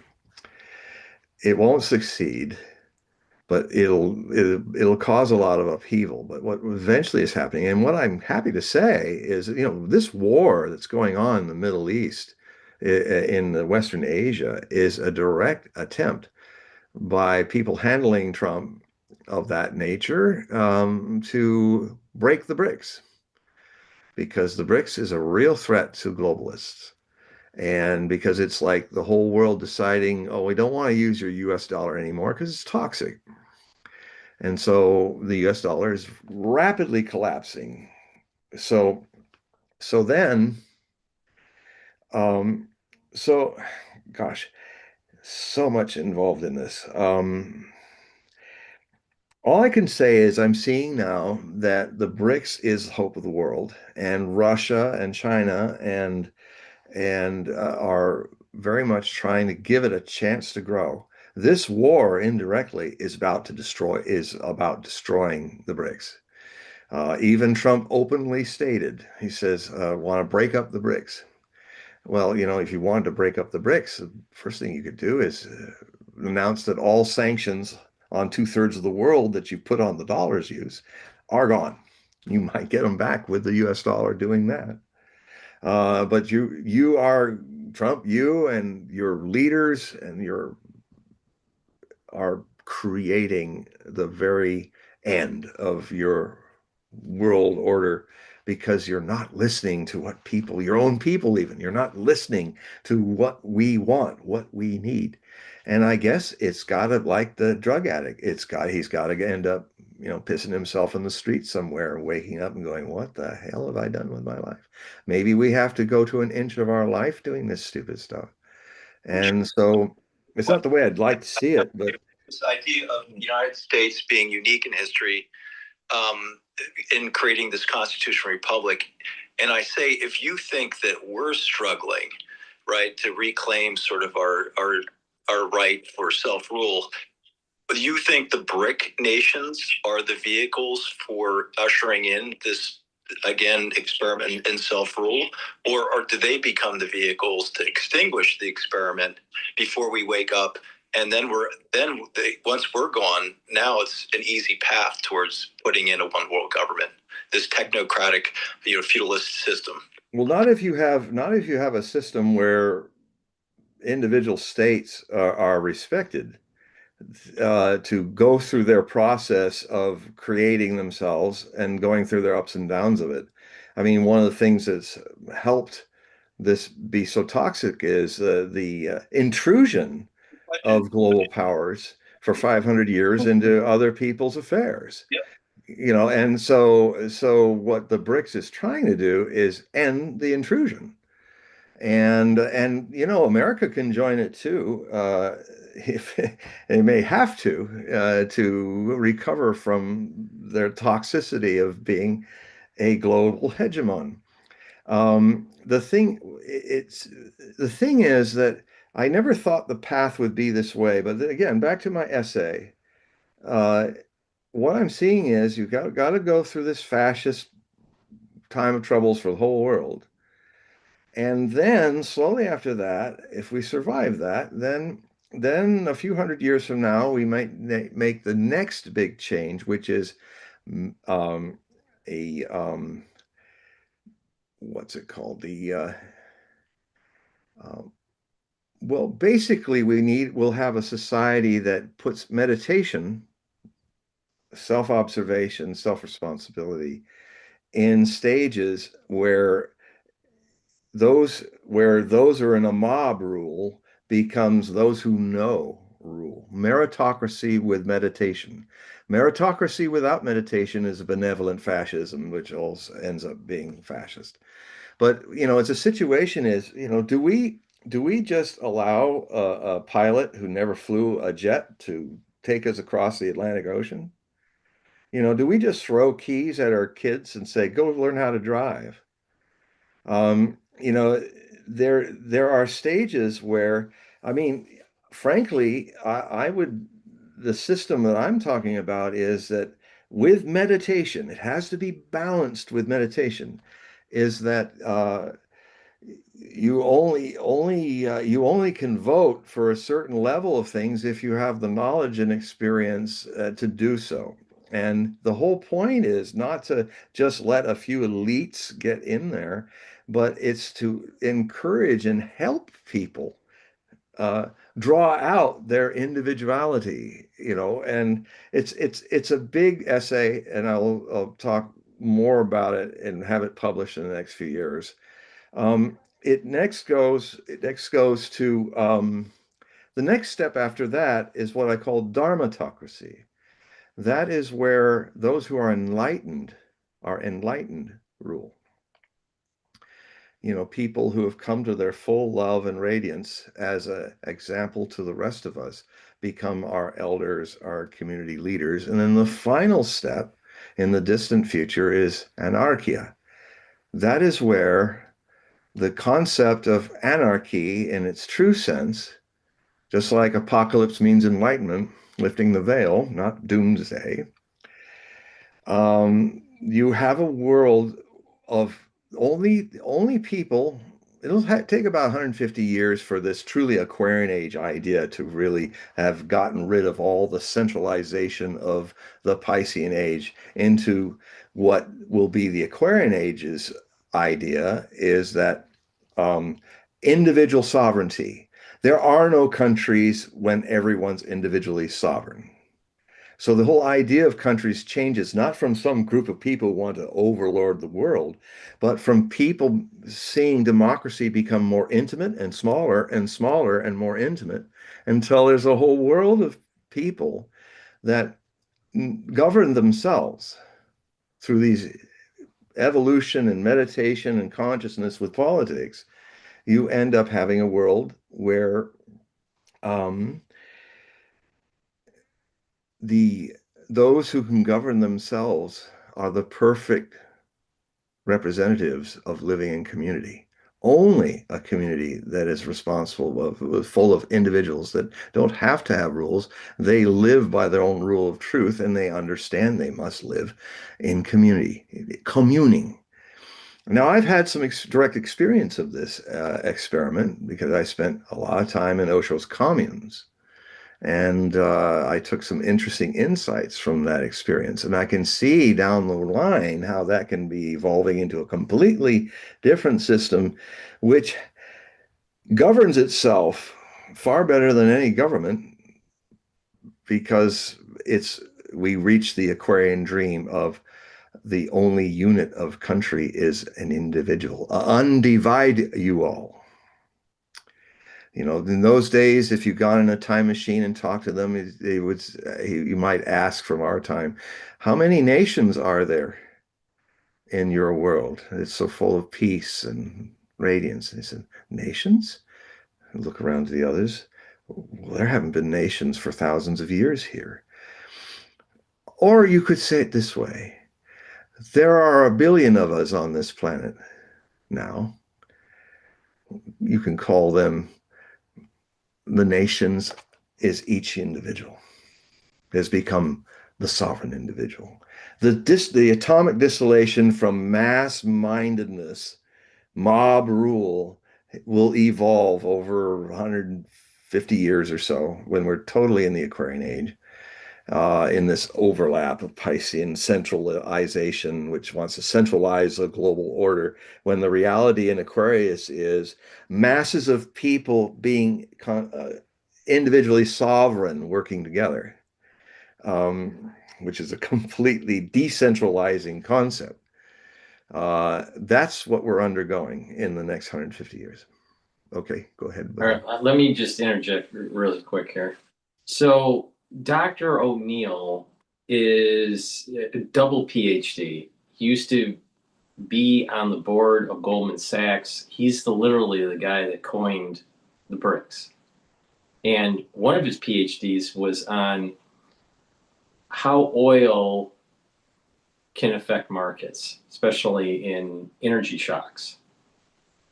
And he said that if the United States doesn't win this, then the BRICS will be more together. They'll be more aligned. And that there will be a change in global politics, global economics. But if the United States wins, it will destroy the BRICS. It'll destroy the world. And that's not what he said, but I know. see your point. I see your point. But the point here is that if the United States wins and it doesn't, quote, set the whole world on fire, which it might, I think there's a 30% chance of tactical nukes being used in the region. Oh, it's imminent. Yeah. So, but let's just assume tactical nukes are not used. And let's assume that the United States wins. All right. And that What's it winning? The regime, the theocratic regime falls, and that the secular society within Iran ends in some sort of constitutional republic or some sort of democracy. That is never going to happen. Yeah, but let me finish, John. Let me finish. So if this is what Dr. O'Neill said. If that does happen, what I just mentioned, it will destroy the BRICS, and they will not reconstitute. Because what's going to happen is that there's going to be a new alignment where the United States will now have more gravitas to defend the Pacific. And the Chinese will think twice in actually moving into Taiwan. And because of all this geopolitical maneuvering, it's going to crack the BRICS. Now, he's the one that literally coined it. From Yeah, but he's not a member of the BRICS. No, but he's literally the one that Those packaged people made it happen while he was at Goldman Sachs to sell products that were tied to an investment strategy in a global economic I think I know this guy now. I think I know what you're talking Dr. about. O'Neill. But the thing here is that we're at a fork in the road. We're at a fork in the road that if the United States loses, then we are probably going to move towards something that was very similar to what happened to the UK, and that is their empire starts to wane. They start to lose economic prosperity. They're no longer the big dog economically, and will be a declining empire. Now, how long that wanes, I don't know. Is it 50 years, 25 years? I think it all. Like I was saying an hour ago, I think I was saying that I think we're going to have a variation on a theme what happened to the Soviet Union. We're going to go through a time of decade or maybe 2 decades of troubles, of losing the empire, having to, like Russia had to do, because basically in those 10 years, the Soviet economy, the Soviet industrial base was stripped. And it took 25 years for Vladimir Putin is the reason why Russia is now a great power and has never been wealthier and happier than it's ever been in its history. You wouldn't know that if you listen to all the if people in America would just look at some of the alternative media about them. I mean, I would just tell people, why just RT.com, Russia Today, is not been banned. It's still, if you type in RT.com on your search engine, you can watch Russian news. You can then open to, just try to find out what, I mean, Russia Today doesn't make any lies about it, unlike, Putin said basically, he said, look, we've got all these Anglo-Saxon narratives of kind of interpreting what the world's like. He said this. He said, we want to create something that will give our view of what the world is like. And so it's right open. It's not hiding. It's not trying to propagate or steal your mind or something. It's just like the BBC means the British Broadcasting Company, and it definitely was a narrative, an English British post-empire view of the world. Al Jazeera is a Gulf state Arabic point of view of the world. And when people go, oh, they're trying to make me into a Muslim. No, it's not that. They're right up front with it. Yeah, this is the Russian view of the world. You might come into our filter and see if it opens some things you've never thought about before. I mean, I would be all fine if Americans would just say that, but and we're going to give you an American view of the world, but the American view we're giving, the world doesn't want. It used to. Boy, everybody wanted to be American. And that's all. I've lived long enough to see that go. So I think it would be one of the easiest prophecies I could ever make about this guy who coined the phrase BRICS. It'll never happen because I can see, as you well defined I think I know who this is. He doesn't look at his American ingrained assumptions, as most Americans don't. Even a lot of really brilliant intellectual Americans just don't get it. And there's no way that he's going to see actually the end of all that coming, just like if he was some great thinker at the end of the Soviet socialist republics, trying to think how if we did perestroika and glasnost and made that all work and revive the Soviet Union and be a good socialist country. That didn't happen. But what happened is all that crap had to go down. And Soviets had all that crap go down. And the country almost died. Millions that were retired died. because they took all the money and privatized it and just left them. And lots of them were murdered by the mafia. Oh, we got these people in the apartment don't want us to take their pensions away, so they go in and kill them all. It was terrible. It was terrible.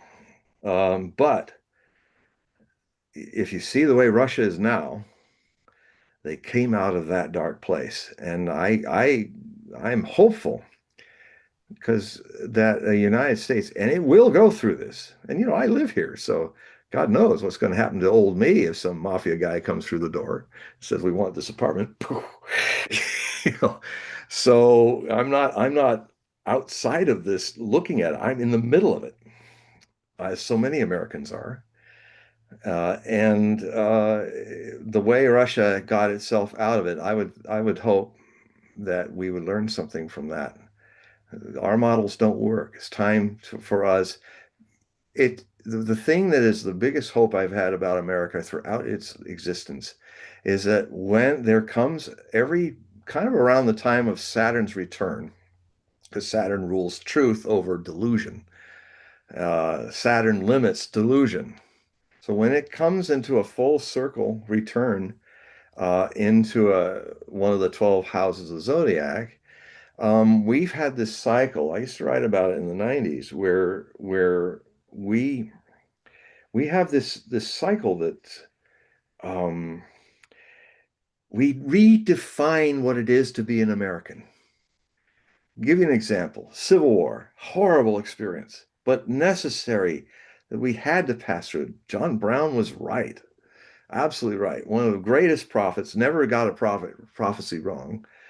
John Brown was absolutely right about us. We had to go, he didn't want it to be right, but he had to take it up and say, look, we're going to have an ocean of blood, and the North and the South all have to pay the price of the sacrifice of this Civil War. And it got done. And then America redefined itself. And for better or worse, it started to expand and grow, and people started coming west. And so in 20-year cycles, you'll find that, like in the 1920s, there was another Saturn return, but we didn't reinvent ourselves. We just kind of went on with it, and then we fell into the Depression. And then 20 years later, in the 40s into the 50s, we were ready to redefine ourselves again and redefine what it is to be Americans. We have to get this one last sentence. Thanks. We have to go to a point where this whole thing we've become has to be over and done with, and redefine ourselves as Americans.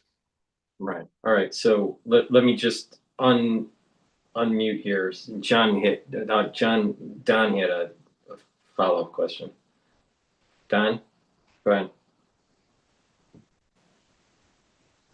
Hello, Don. Don.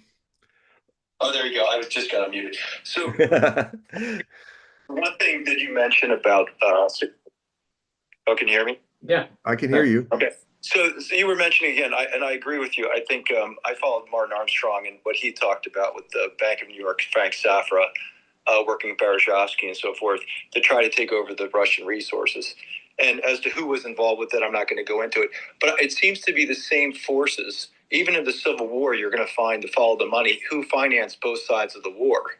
And it was in Lincoln, in my opinion. Again, this is the problem you have with history. And I appreciate everything you spoke in the history, like huge depth of knowledge. But you start to see a common theme of someone who steers humanity in a way to move to basically have us in these endless conflicts. And so the question of us coming together to try to redefine society around some type of metaphysical aspect, I'm not too sure how you get there if you don't ever identify who continues to steer the conversation and move us into these narratives, constructed narratives, that don't connect us sort of, I think, with your sort of your divine connection to something that what I would say is, what you mentioned, sovereignty, the individual sovereignty. And I say that one of the biggest concerns I have is the technology is advancing in a way that we could end up enslaving ourselves, so to speak, if we aren't understanding who it is that's creating this technology. As we sit here trying to move back into sort of a say moving into you were mentioning that we do more breathing and so forth. If we're not aware of where the technologists are going, we saw it with the COVID lockdowns, the digital IDs and so forth. There's how do you stop the technology, the people that control the technology? What is steering them? Who is steering them? And are we even going to have a chance to even try to have sovereignty, or are they going to end up controlling things? Well, basically,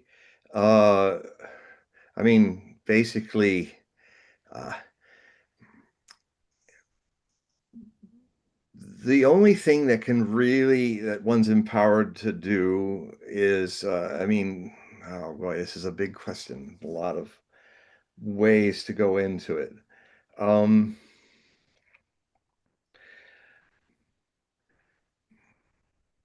There will always be the parasitical side of the human condition. These people are parasites. They live off people, even live off their souls with dogmatic interpretations of religion to keep them under control. What you're talking about with artificial intelligence, back in 1990, I was writing things for a book on this, and one of the subjects I wanted to get into was the danger of artificial enlightenment. That's what I called AI. This idea that if you create a world where your machines give you an artificial enlightenment, then that civilization is doomed. It will fall apart because it has lost its soul. It is trying to, as a creator of machines, trying to become one.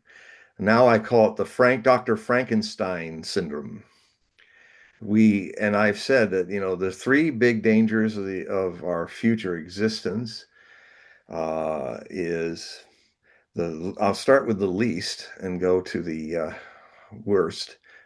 Nuclear war is the least dangerous. We might be able to survive that. It'll take a long time to get back to civilization, but we might be able to survive that as a species. The mass extinction, otherwise known as global warming, our own version of the heating up the world that happened in the Permian extinction and the Pedum margin between the Cenozoic and some of the other later mammal eras, geologic eras. So yeah, that's a big one. We're going to be spending thousands of years trying to stay ahead of that, because if we magically waved a wand and stopped all the gases that are creating global warming from releasing into the world and the atmosphere and the oceans, we are still seeing in the next hundreds of years a 130-foot rise of the oceans across this planet. It's going to, just look at the ocean if you're by the sea and calculate how high, like where I'm living in my village of Langley, I'm 130 feet above the ocean below me and the cliff. It's going to be, the waves are going to be splashing on whatever's standing here in hundreds of years. So it's a huge change. Now it's gradual, but we can't stop that from happening. We bake too much into the system. But these are things we can survive. The one that really is the most dangerous is artificial idiocy. And it comes simply, and put it as atomically as I can, what human beings need to understand is they think they're alive, they dream of being alive, but they are not alive. They are stuck in a presumption because of the conditioning that we go through, which is not there to educate. Educate means to draw out this mystery of divineness that every child brings in as a gift to the world. And what do? We well-meaningly, our priests, politicians, parents, and pedagogues all try to help us cope by living in this world of dialectics. And in the process, they help us in a game of forgetting that we're Buddhas. Oh, do the game Buddha pretending not to be a Buddha. And then the kid is perfect, innocent, open, and trusting. And so he does the game, he wins, he forgets he's a Buddha, he forgets it's a game. And then that then creates situation. So the thing that people have to confront, that Gurdjieff, one of the great mystics of the 20th century, really brought to the forefront, and my own master Osho did too. You fundamentally got to understand that you are a machine. You came in a living being, and now you are a machine, an organic machine.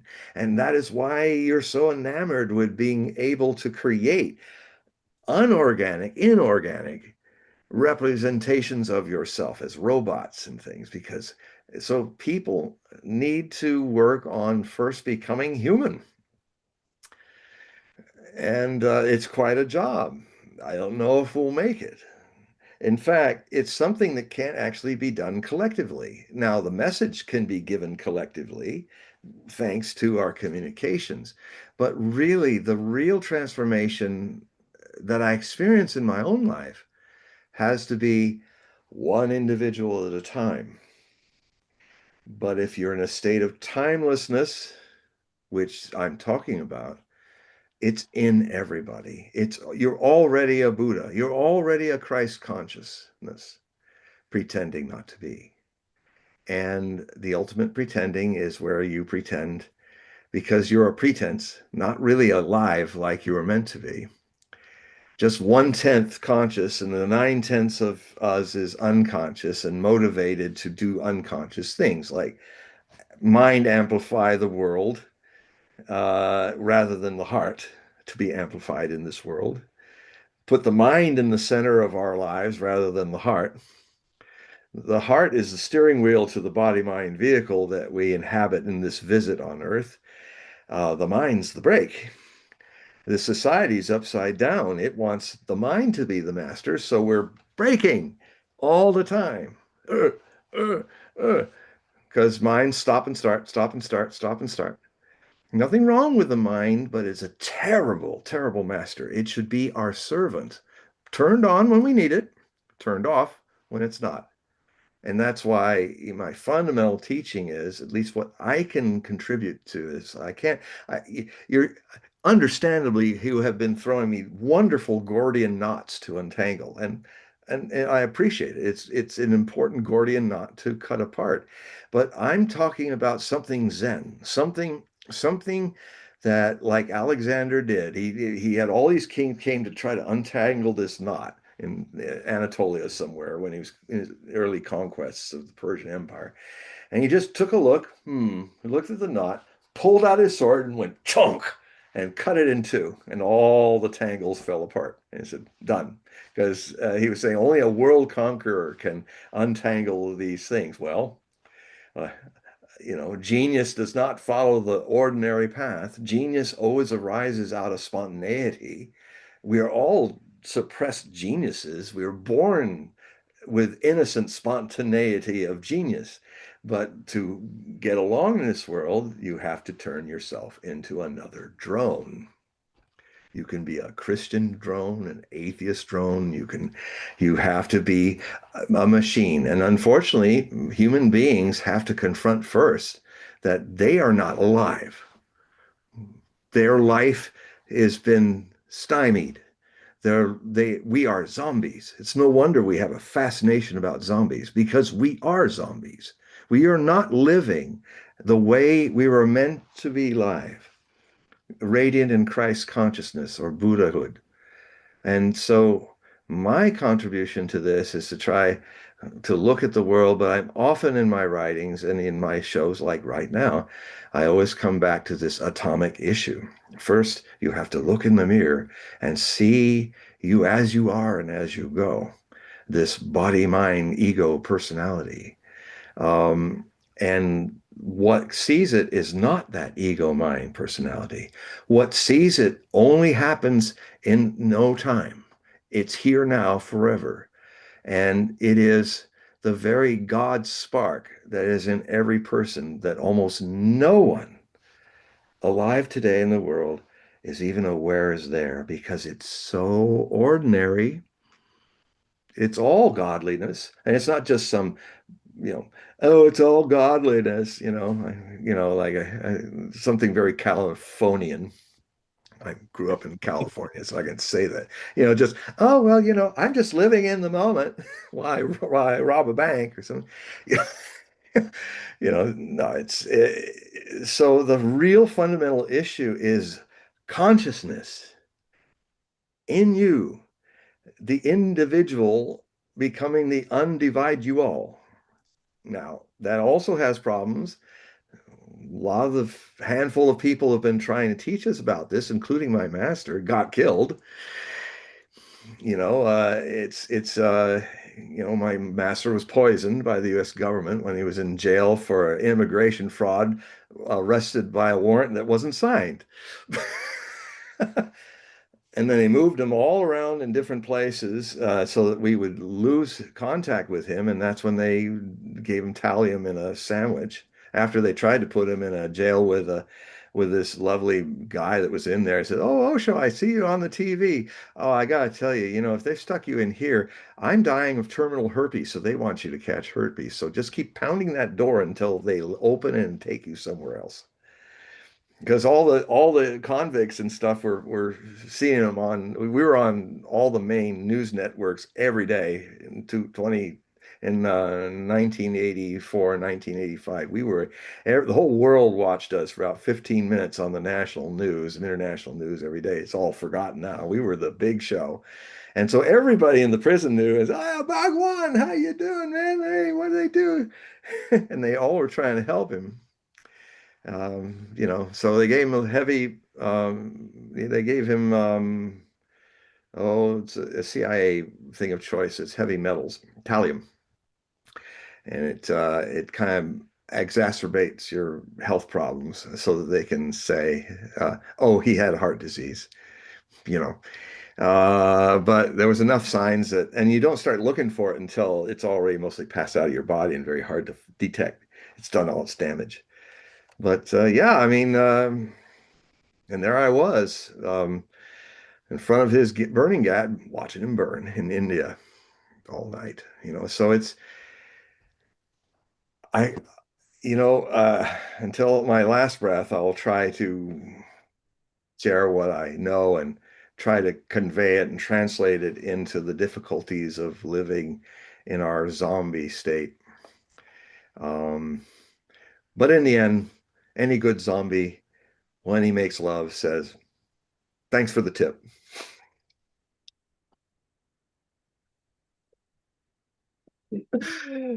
Just came out.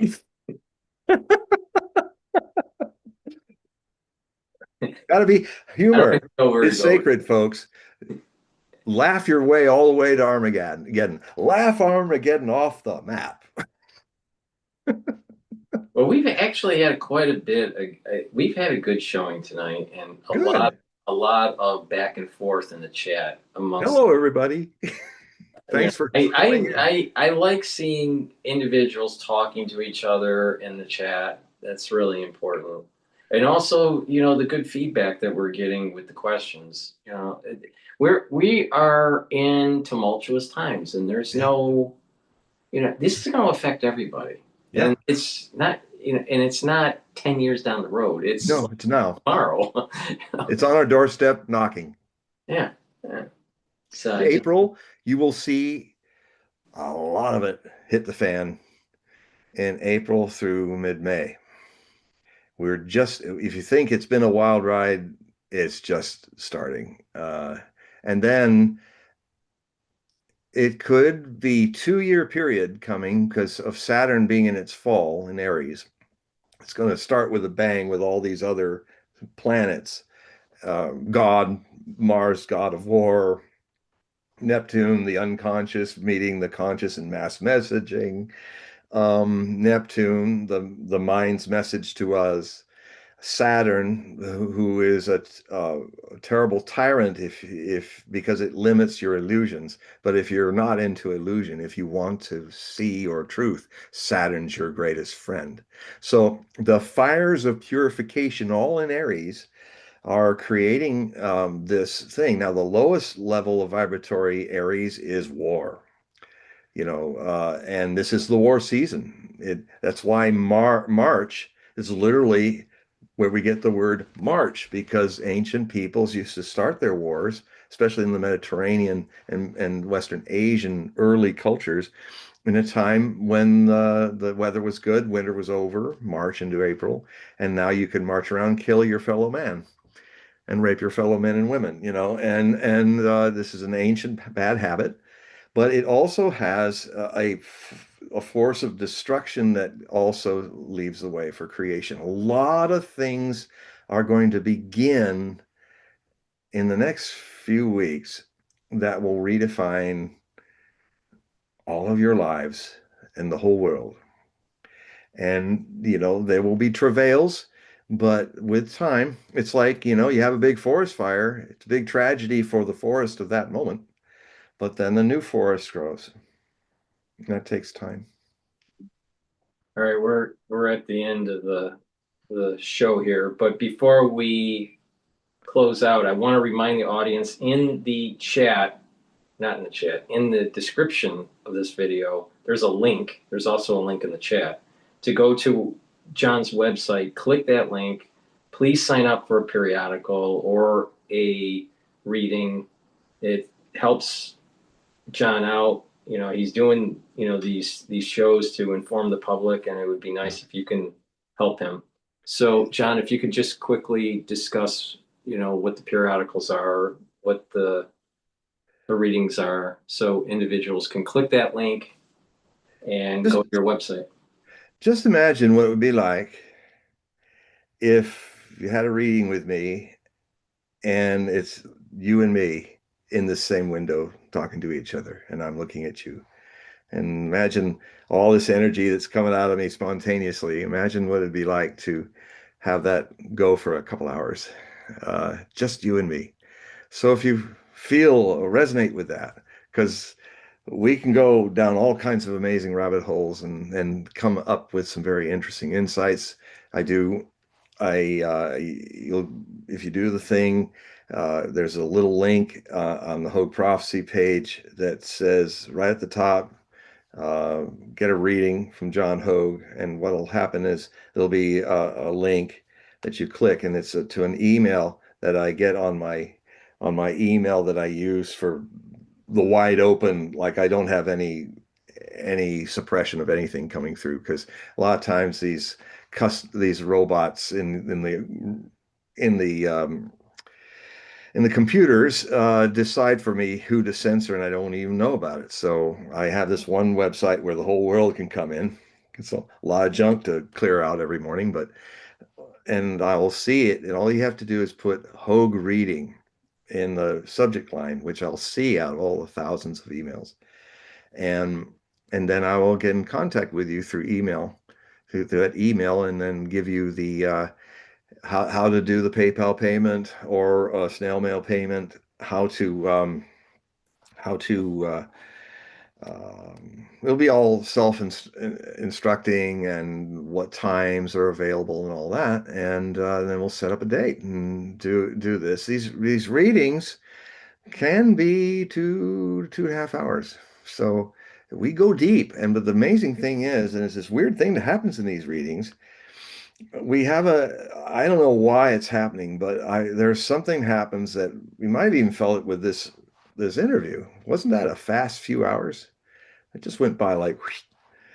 Well, in the readings, they even go faster. There's a little timer, and it passes each 40 minutes. And it's really 40 minutes, but it's coming like it's only like 1 minute going by. And yet so much happens. Time stops in these readings, as it sometimes does in these interviews. And so I don't know why it happens, but it's a lot of fun for us to go on this ride. So yeah, that's one thing that can really help me, and also help you with some of my experiences and all. I've had a lot of people really love the readings. They're lots of fun.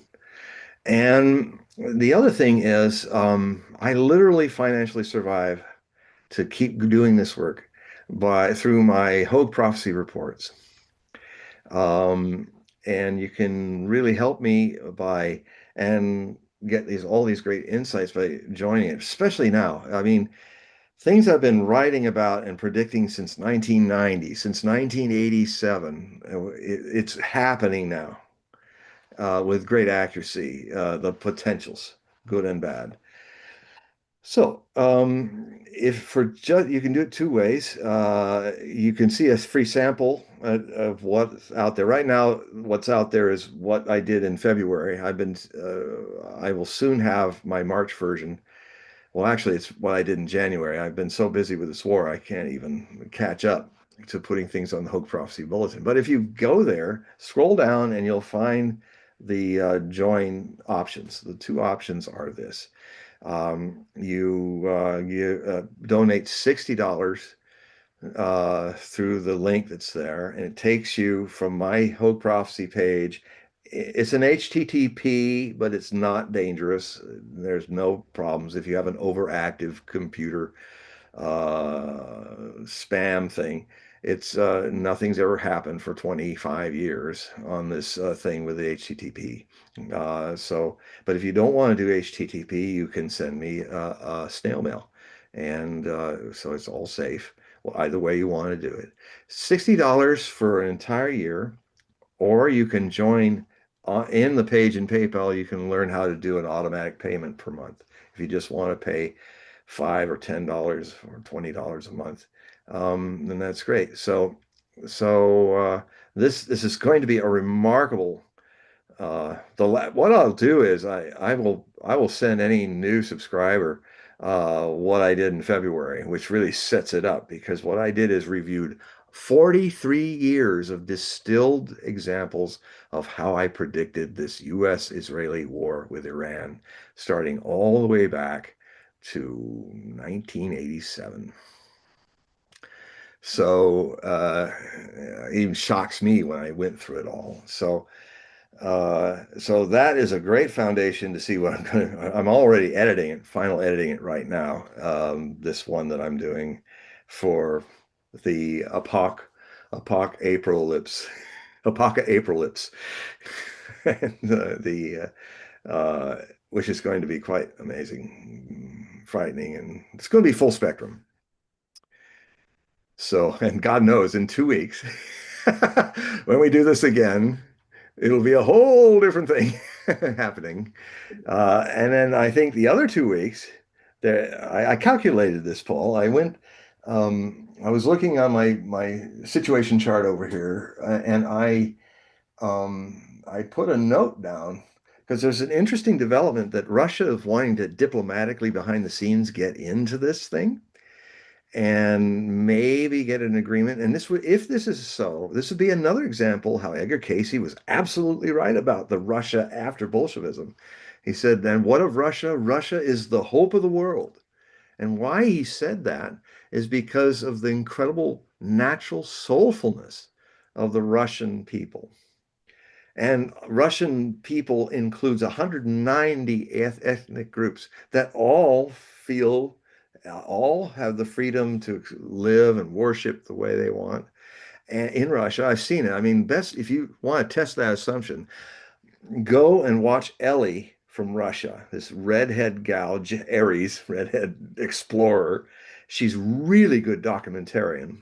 And she's been trying, when everything got closed and Russia kind of got cut off from the Western world and all, she started to say, well, God, I've got 11 time zones that I'm living in. So she's literally about 10 provinces away from going to every oblast, every independent federation stuff in Russia. And she's been an amazing educator, and she's lots of fun, and she's got a great sense of humor, and she's been this wonderful educator for me to really see all this rich ethnic diversity in Russia, amazing cultures, and all really feeling, yeah, well, we're all part of this. It's a federation, you know.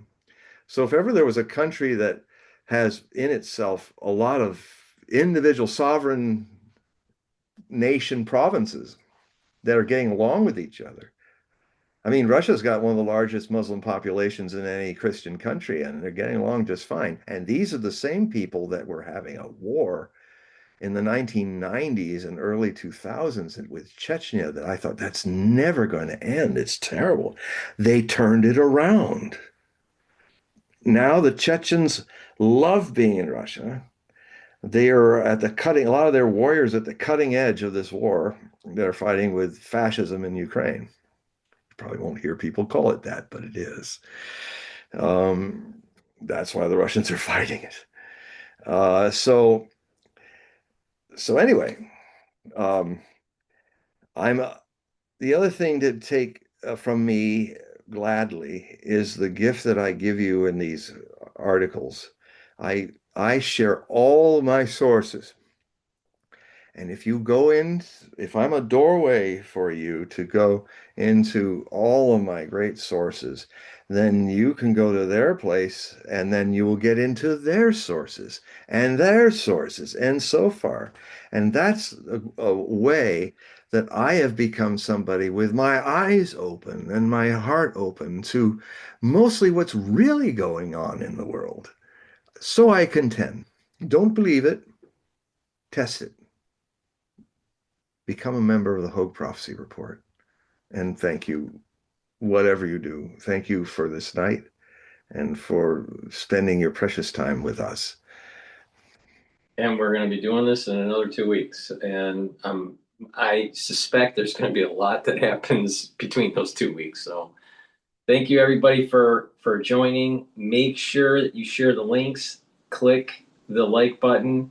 We'd like to grow this show, so please help out. We'd greatly appreciate it. And share it with everybody, all your friends. Say, check this show out. Send them the link. Right. And participate. Ask questions. Yeah. I love getting your questions. It's more fun than me just blabbing here. I love your questions. I love it. They inspire me. Okay. Well, thank you, everybody, for joining. And before we close it out, John, say goodbye to everybody. Goodbye to everybody. All right. Everybody, good night.